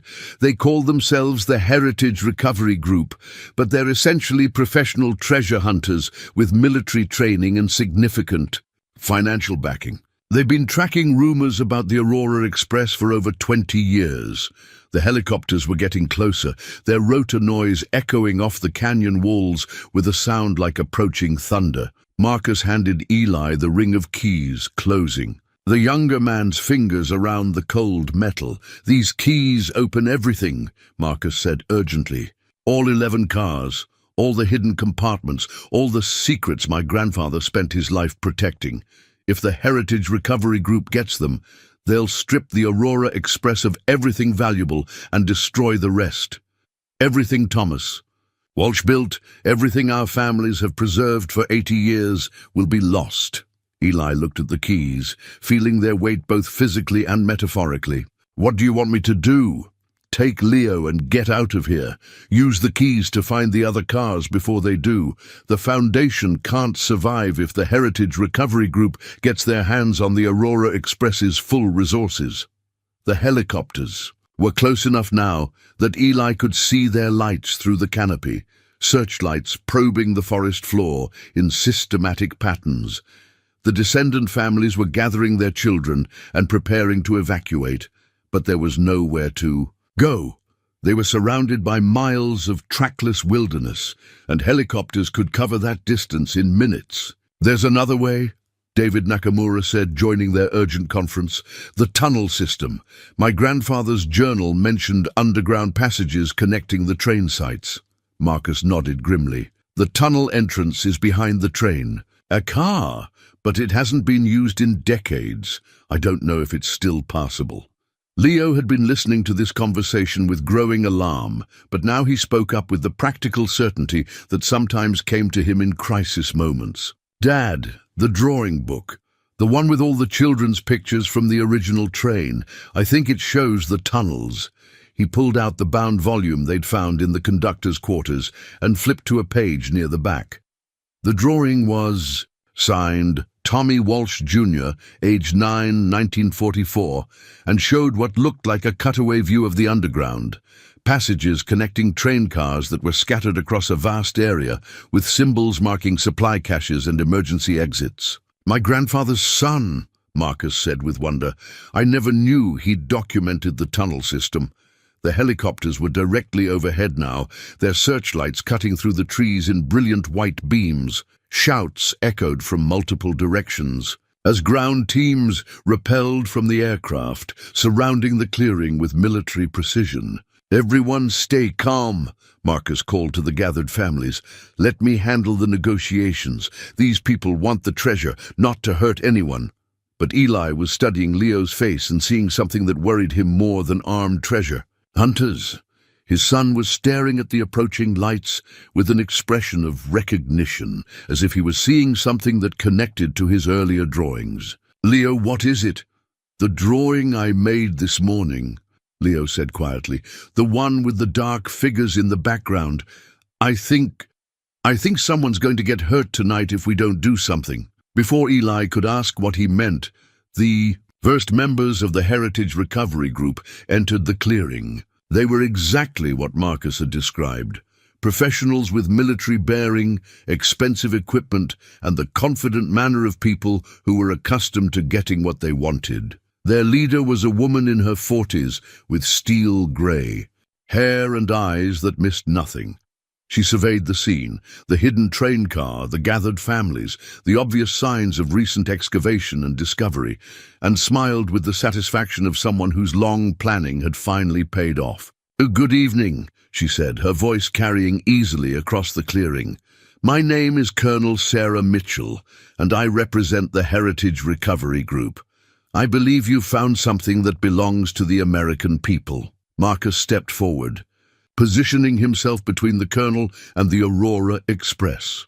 "This is private property, Colonel. You have no authority here." "Actually," Colonel Mitchell replied, pulling out an official-looking document, "we have a federal recovery warrant signed by 3 different agencies. The Aurora Express and its contents are classified as lost government assets, which makes their recovery a matter of national security." She gestured, and her team began setting up equipment around the clearing, generators, lights, and what looked like sophisticated scanning devices designed to locate hidden compartments and buried treasure. "You have 30 minutes to gather your personal belongings and leave the area," Colonel Mitchell continued. "Anyone who interferes with our recovery operation will be detained under the provisions of the National Defense Authorization Act." Anna Chen Martinez stepped forward, her elderly frame somehow radiating dignity and authority. "Colonel, my family's savings are in that train car, money my mother entrusted to Thomas Walsh for safekeeping during the war. You can't just take it, ma'am. Any personal property claims can be filed through the appropriate legal channels after our recovery operation is complete. I'm sure you understand that national security takes precedence over individual financial concerns." Eli could see that the situation was deteriorating rapidly. The Heritage Recovery Group clearly had the legal authority and military capability to do whatever they wanted, and the descendant families were badly outnumbered and outgunned. But Leo was tugging on his sleeve, trying to get his attention without alerting the soldiers to what he was doing. "Dad," Leo whispered, "look at the pocket watch." Thomas Walsh's antique timepiece was glowing again, but this time the light was steady and bright like a beacon. The hands were pointing to midnight, though Eli's phone showed it was barely 9 o'clock. "It's not telling time," Leo said softly. "It's telling us something else. Look at the direction the hands are pointing." Eli followed his son's gaze and realized that the watch's hands were aligned like compass needles, pointing toward a section of forest behind the train car, the same direction where David Nakamura had mentioned the tunnel entrance might be located. "The underground passages," Eli murmured. "The watch is showing us the way." Colonel Mitchell had moved closer to the Aurora Express and was directing her team to begin their systematic search. They had portable X-ray equipment that could see through metal and wood, and it was only a matter of minutes before they discovered the hidden compartments that contained the bearer bonds. "We need to create a distraction," Marcus said quietly. "Give you and Leo time to reach the tunnel entrance." "I'm not leaving these families here alone," Eli protested. "You're not abandoning us," Ana Chen Martinez said firmly. "You're protecting the Aurora Express's legacy. If you can reach the other train cars before they do, you can ensure that Thomas Walsh's vision survives." She pressed something into his hand, a small wooden token carved with symbols that matched the ones on Marcus's keys. "This will identify you to any other guardians you might encounter. There are people throughout the Pacific Northwest who've been waiting for this day." Colonel Mitchell's equipment had found the hidden compartment, and her technicians were already working to extract the bearer bonds. But as they pulled out the first bundle of securities, something unexpected happened. The forest around them began to change. It started subtly, a shift in the wind, a change in the quality of the light, the sense that shadows were moving independently of the objects that cast them. But as the Heritage Recovery Group continued their extraction, the changes became more pronounced. Trees that had been standing straight began to lean inward, as if the forest itself was trying to protect the clearing. The temperature dropped 10 degrees in as many seconds. And somewhere in the darkness, beyond the artificial lights, things were moving with purpose and intelligence. "Sir," one of the technicians called to Colonel Mitchell, "our equipment is malfunctioning. The GPS shows we're in 3 different locations simultaneously, and the radio can't establish contact with our air support." Colonel Mitchell frowned, but she didn't look particularly concerned. "Equipment problems are normal in remote locations. Continue the extraction."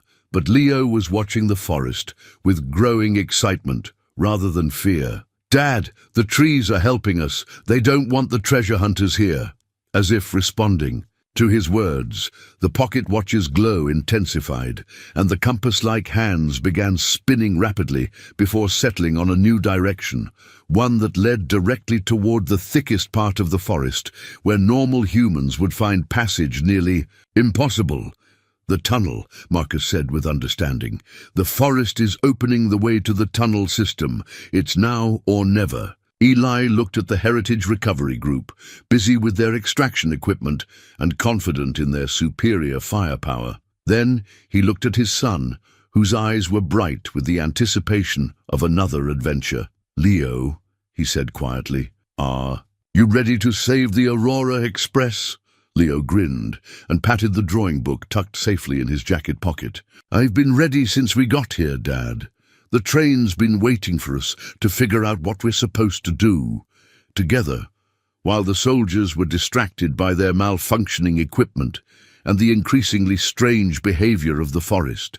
Around them, father and son slipped away from the clearing and followed the glowing compass hands of Thomas Walsh's pocket watch into the darkness of the ancient woods. Behind them, Colonel Mitchell's voice carried on the wind. "Find them! The old man and the boy have something we need." The race for the Aurora Express's complete legacy had begun, and Eli and Leo had a dangerous head start into a wilderness that was clearly on their side.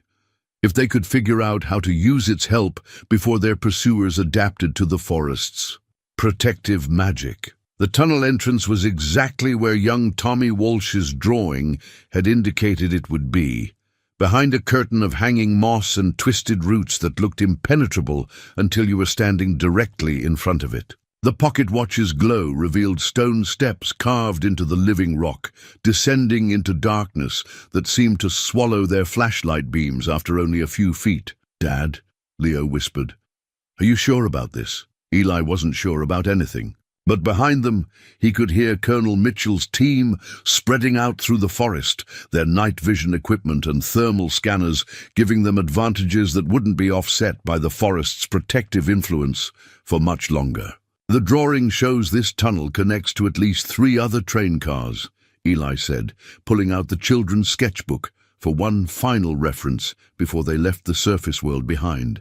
"If we can reach them before the heritage recovery group figures out the tunnel system exists, we might be able to secure enough of the Aurora Express's resources to keep the Foundation viable." They started down the stone steps, their footsteps echoing in the confined space despite their attempts at stealth. The tunnel was wider than Eli had expected, tall enough for him to stand upright and broad enough for 2 people to walk side by side. The walls were lined with dressed stone that spoke of serious engineering, not the rough excavation he'd been anticipating. After about 50 yards, the tunnel opened into a larger chamber that had clearly been designed as a rest stop or supply cache. Wooden benches lined the walls, and sealed containers held emergency supplies that were decades old but still usable. Water purification tablets, emergency rations, first aid supplies, and oil lamps that could provide light without batteries. Leo found something more interesting than survival gear. In an alcove near the back of the chamber was a collection of items that belonged to children. Toys, games, and art supplies that had been left behind by young passengers who'd used these tunnels during the Aurora Express's active years. "Look at this," Leo said, holding up a wooden train whistle that was small enough to fit in his pocket. "It actually works." He gave the whistle a tentative blow, and the sound that emerged was surprisingly loud and clear, exactly the kind of sound that might carry for miles through underground passages if someone needed to signal for help or coordinate movements between different parts of the tunnel system. "Put that in your pocket," Eli said. "We might need it." They continued deeper into the tunnel system, following passages that branched and reconnected in patterns that suggested decades of careful excavation and engineering. The pocket watch continued to glow, its hands pointing steadily toward their first destination. But Eli was beginning to worry about how they would find their way back to the surface if something went wrong. Then Leo made a discovery that changed everything. "Dad, look at the walls. There are marks carved into the stone." Eli examined the symbols Leo had found, simple geometric shapes and directional arrows that had been chiseled into the tunnel walls at regular intervals. They weren't random scratches, but a systematic navigation system, a way for people to find their way through the underground maze, even without maps or guides. "It's like breadcrumbs," Leo said with excitement. "The Aurora Express people made sure no one could get lost down here." They followed the carved symbols for another 20 minutes, their progress marked by the steady glow of the pocket watch and the increasing certainty that they were approaching something significant. The air began to feel different, less stale, as if it was being circulated by some kind of ventilation system.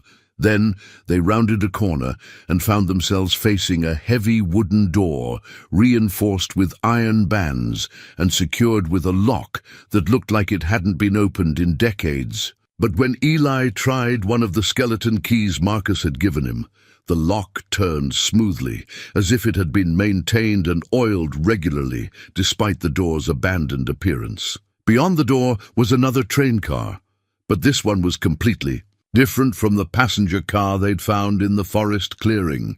This was clearly a workshop, a mobile laboratory and manufacturing facility that had been used to support the Aurora Express's operations. Workbenches lined both sides of the car, equipped with tools and machinery that belonged to a dozen different trades.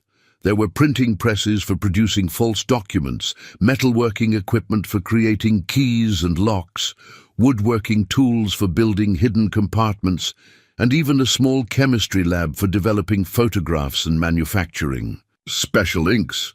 This is incredible, Eli breathed, running his hands over equipment that represented the highest level of craftsmanship from the 1940s.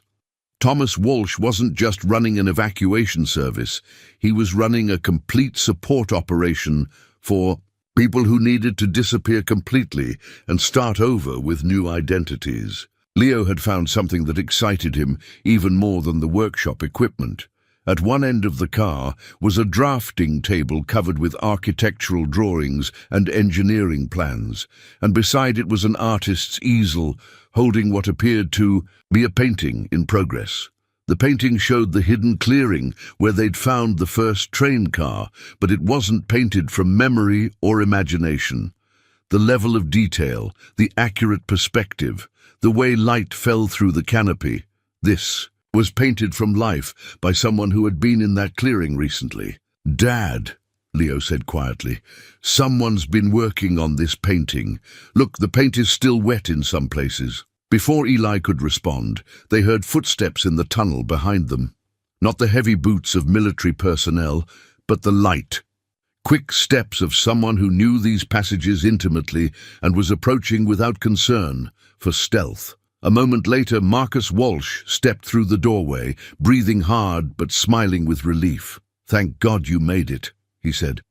"I was worried the Heritage Recovery Group would track you down before you reached the workshop car." "How did you get away from them?" Eli asked. "The forest helped," Marcus replied simply. "Colonel Mitchell and her team are currently dealing with equipment malfunctions, navigation problems, and what they probably think are hallucinations. It won't stop them permanently, but it's bought us some time." He moved to the drafting table and began rolling up the architectural drawings. "These are the plans for all 12 train cars and the complete tunnel system. If the Heritage Recovery Group gets them, they'll be able to map the entire Aurora Express network within hours." Leo was still studying the painting on the easel. "Marcus, who's been working on this? It shows things that happened after we found the train." Marcus looked uncomfortable. "That's complicated to explain. Let's just say that the Aurora Express has had more than one guardian over the years, and some of us have been more active than others." Before he could elaborate, the unmistakable sound of an explosion echoed through the tunnels, distant but powerful enough to shake dust from the stone ceiling. "They found the entrance," Marcus said grimly. "Colonel Mitchell brought demolition equipment. She's opening the tunnels by force." Eli grabbed the ring of skeleton keys and started looking for another exit from the workshop car. "How many other train cars can we reach before they catch up with us?" "2 more through the tunnel system," Marcus replied, stuffing the architectural drawings into a waterproof case.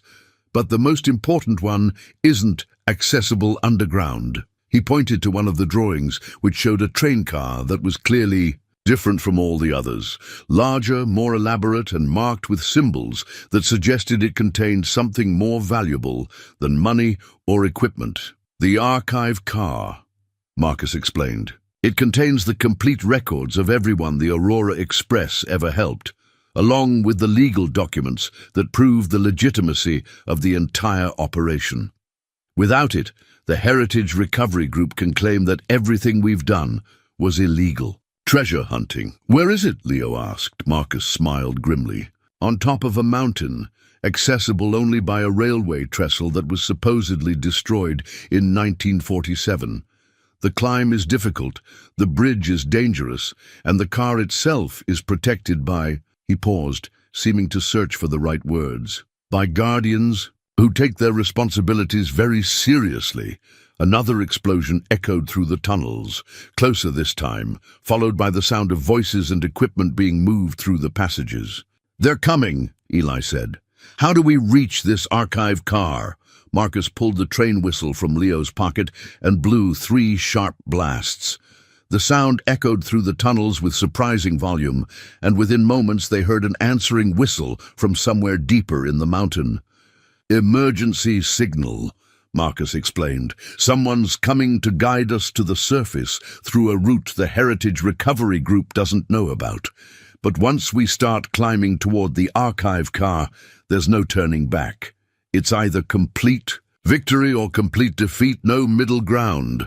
Eli looked at his son, who was carefully rolling up the painting from the easel and tucking it into his jacket alongside his drawing book. "Leo, this is going to be dangerous. Maybe you should stay here. Let me and Marcus handle the rest of this." Leo shook his head firmly. "Dad, the drawing book shows all of us together at the archive car. If I don't come, something goes wrong. I can feel it."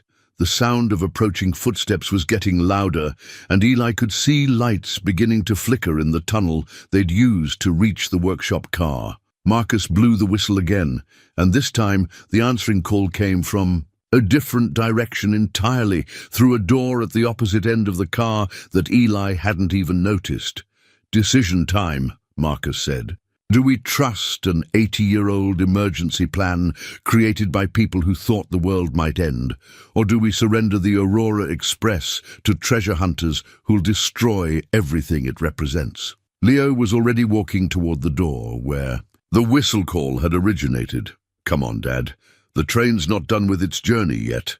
As Colonel Mitchell's voice echoed from the tunnel behind them, shouting orders to her team about securing the workshop and tracking the fugitives, Eli followed his son toward whatever waited beyond the door, and toward a confrontation that would determine whether the Aurora Express's 80-year mission would end in triumph or tragedy.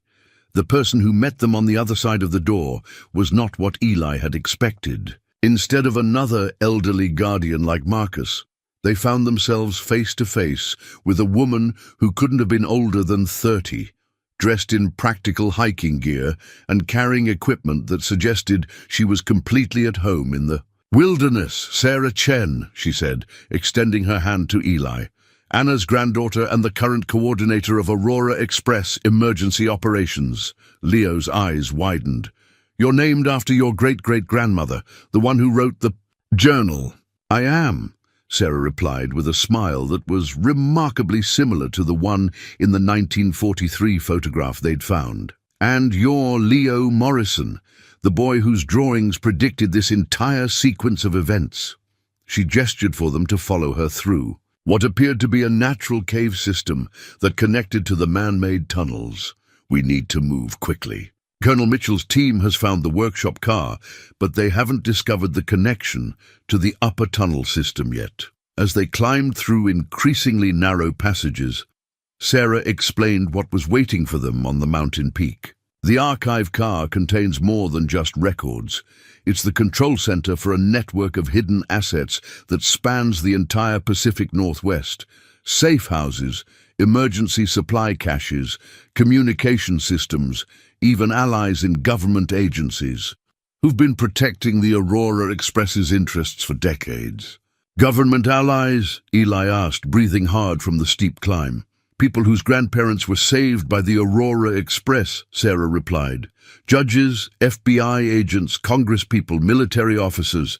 The network Thomas Walsh created has been growing for 80 years, and it's much more powerful than Colonel Mitchell realizes." They emerged from the cave system onto a narrow mountain ledge, just as the sun was beginning to rise. The view was breathtaking, hundreds of miles of wilderness stretching in every direction, with no signs of human habitation except for the impossible structure that spanned the gap between their ledge and the peak across from them, the railway. Trestle looked like something from a fever dream.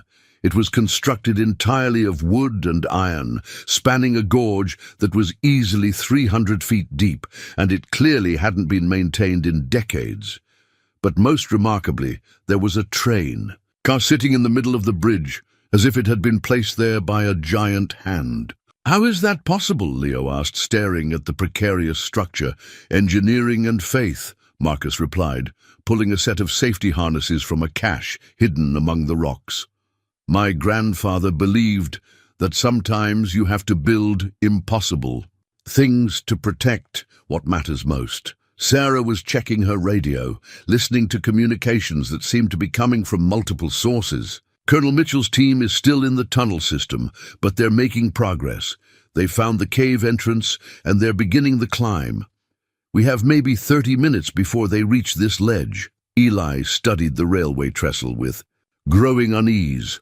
The wooden planks were weathered and sagging, the iron supports were rusted and showing stress fractures, and the whole structure swayed visibly in the mountain wind. "There has to be another way to reach the archive car," he said.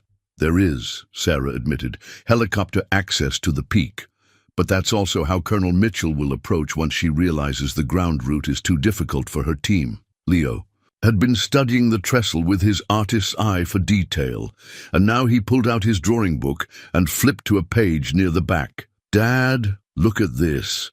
I drew this bridge 3 days ago, before we even found the first train car."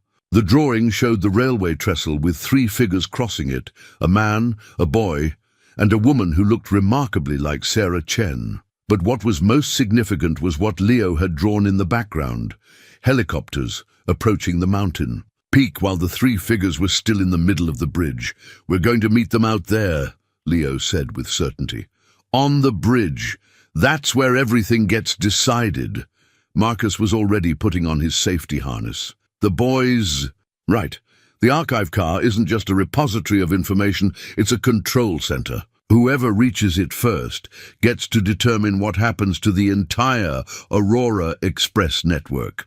As they prepared for the crossing, Sarah opened a secure communications case and began speaking into a military-grade radio. "This is Guardian 7. To all Aurora stations. Emergency protocols are now active.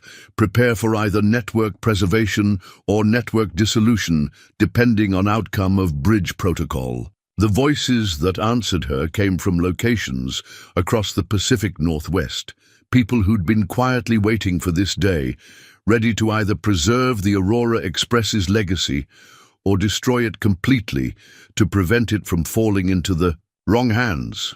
"Bridge protocol?" Eli asked as he tightened the straps on his safety harness. "If we can't secure the archive car," Sarah explained, "we trigger a controlled demolition that destroys all evidence of the Aurora Express network. 80 years of work disappears completely, but it can't be misused by people like Colonel Mitchell." Leo looked horrified. "You'd destroy everything rather than let the treasure hunters have it?" "Sometimes destruction is the only way to preserve what's truly important," Marcus said gently. "The Aurora Express was never about money or power. It was about helping people when no one else would. If we can't continue that mission, then maybe it's better to end it on our own terms." The sound of helicopters was becoming audible in the distance, still faint, but definitely approaching. Colonel Mitchell had apparently decided that air assault was more efficient than cave climbing. Eli stepped onto the first wooden plank of the trestle, feeling it flex under his weight. The safety harness was clipped to a cable that ran along the bridge's side, but looking down into the 300-foot gorge, he wasn't entirely confident that the cable would hold if the bridge structure failed completely. "Leo," he said, "stay close to me, and whatever happens out there, remember that we're doing this to help people, not to get rich." "I know, Dad," Leo replied, stepping confidently onto the bridge behind his father. "The drawings showed me what we're supposed to do." They began crossing the trestle in single file, Marcus leading, then Eli, then Leo, with Sarah bringing up the rear and maintaining radio contact with the network of Aurora stations. The bridge swayed with every step, and the wind at this altitude was strong enough to require careful balance, but the structure held their weight. Halfway across, Leo called out, "Dad, look at the archive car. There's someone in the windows."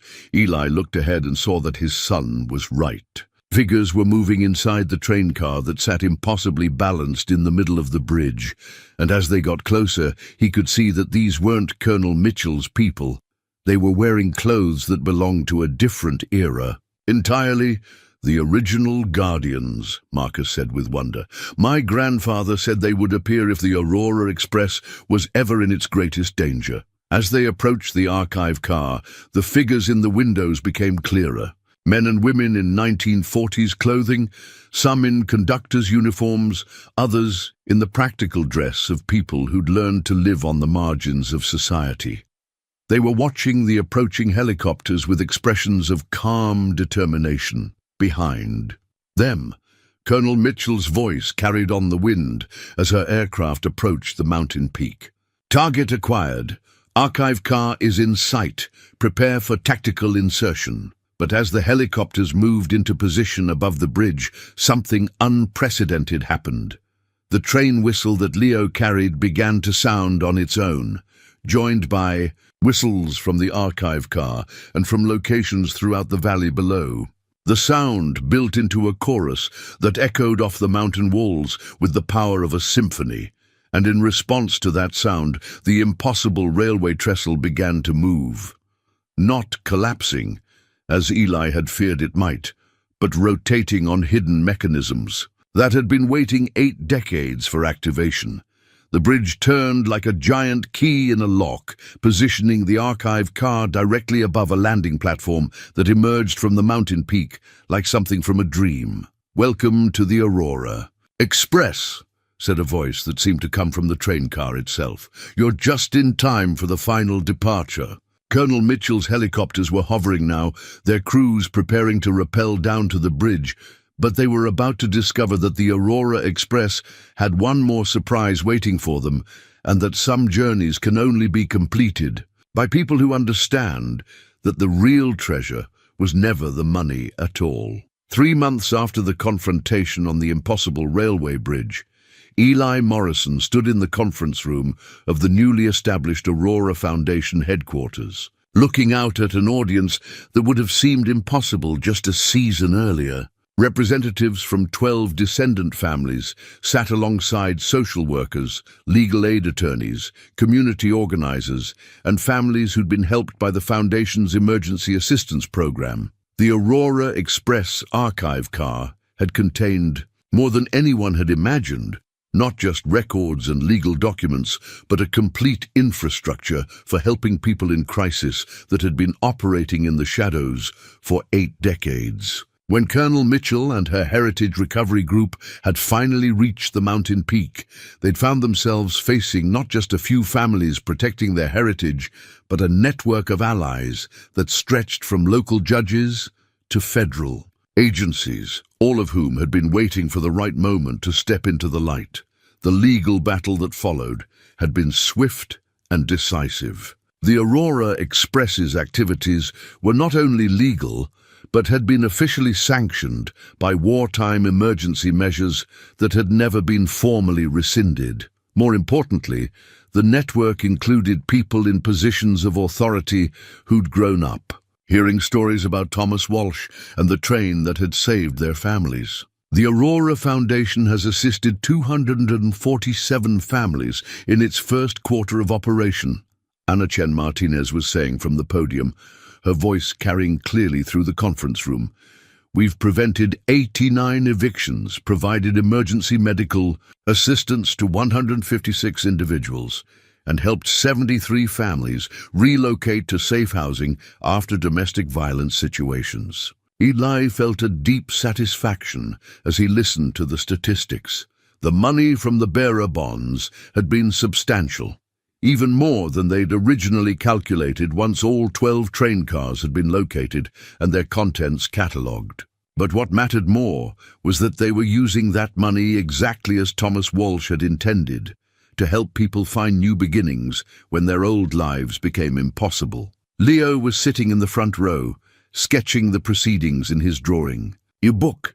At 10 years old, he'd become something of a celebrity within the Aurora Express community, the boy whose artistic intuition had helped solve an 80-year-old mystery. But more importantly to Eli, his son had grown more confident and mature, understanding in a deep way that their family's purpose was connected to something larger than their individual circumstances. "Dad," Leo had said just that morning over breakfast, I've been thinking about the train whistle, the one I found in the tunnel. What about it? I think it still works, because the Aurora Express isn't really finished yet. Like, the original train completed its mission, but there are still people who need help, so the whistle keeps working to call the helpers together. It was exactly the kind of insight that had made Thomas Walsh choose children to document his operation's most important secrets. They saw connections that adults missed, understood instinctively that some things were too important to be explained rationally. After the formal presentation concluded, people broke into smaller groups to discuss specific programs and initiatives. Eli found himself in conversation with Sarah Chen, the young woman who'd guided them across the impossible bridge, and Marcus Walsh, who'd decided to serve as the Foundation's official historian. "Any word from Colonel Mitchell?"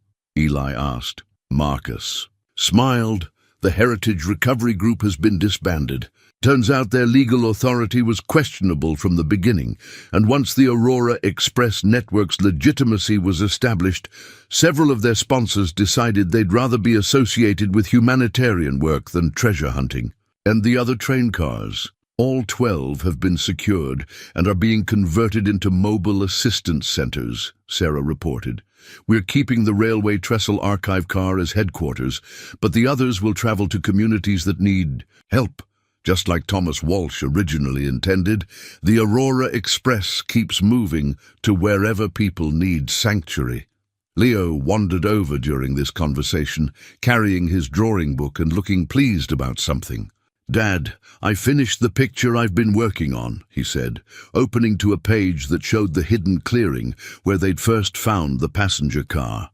But instead of showing the train abandoned and overgrown, Leo had drawn it clean and restored, surrounded by families who were clearly from different time periods, some in 1940s clothing, others in contemporary dress, all gathered together as if attending some kind of reunion. "It's the Aurora Express Memorial," Leo explained. "I think we should fix up the original train car and turn that clearing into a place where people can come to remember what happened there. Like a museum, but also like a church, where families can come to think about their ancestors and how they survived hard times." Marcus studied the drawing with growing excitement. "Leo, that's brilliant. A memorial site where people can connect with their history and understand that they're part of something larger than their individual struggles. And we could use it for Aurora Foundation events," Sarah added. "Ceremonies for families we've helped, gatherings for the descendant community, training programs for new volunteers." Eli looked at his son's drawing and felt the same sense of completion he'd experienced on the railway bridge when the impossible trestle had revealed its hidden mechanisms. The Aurora Express had been more than a train. It had been a symbol of hope, a promise that people could help each other survive anything if they were willing to work together. "Let's do it," he said. "The Aurora Express Memorial and Educational Center, a place where people can learn that sometimes losing everything is just the beginning of finding what truly matters." 6 months later, on a crisp autumn day that reminded Eli of their first camping trip, the Aurora Express Memorial was officially dedicated. The original passenger car had been restored to its 1943 appearance, complete with the red velvet seats and brass fittings that had provided comfort to desperate families during their journeys to safety. But the clearing around it had been transformed into something Thomas Walsh could never have imagined. Walking paths connected memorial plaques that told the stories of the families who'd ridden the Aurora Express, while an education center built from sustainable materials provided meeting space for foundation programs and community events. Leo had contributed a series of drawings that were displayed throughout the memorial, showing scenes from the train's operations that he'd somehow been able to visualize despite being born decades after the events occurred.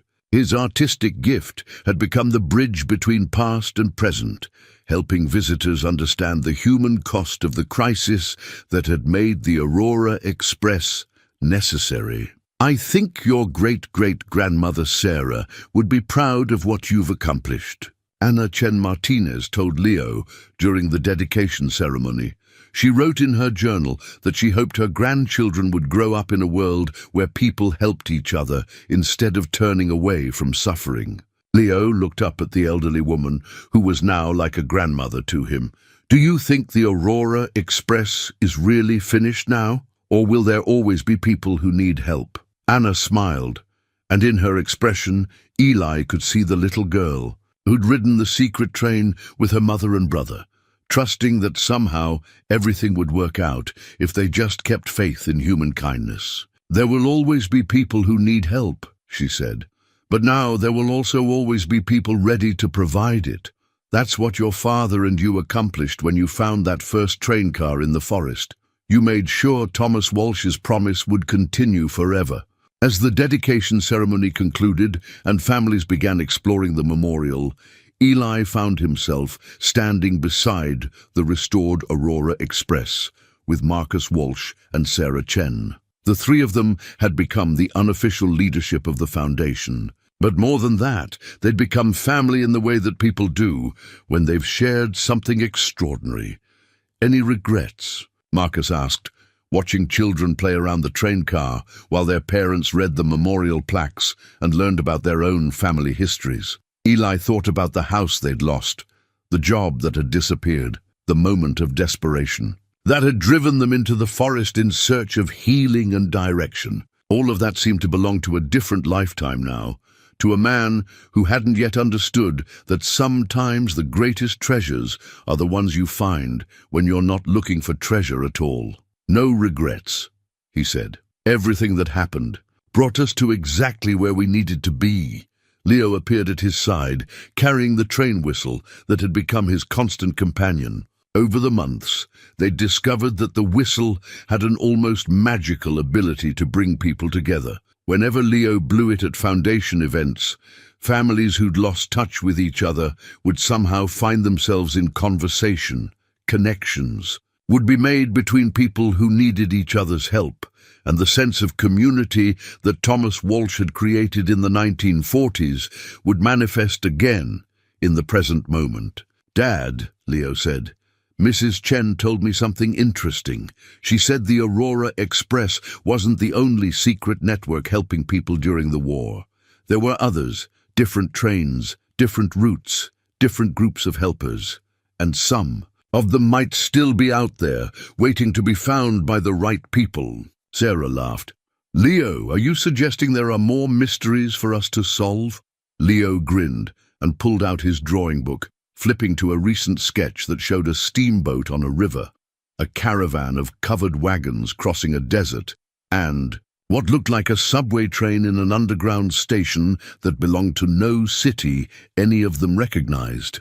"I think," Leo said with the matter-of-fact certainty that had guided them through their entire adventure, "the Aurora Express was just the beginning.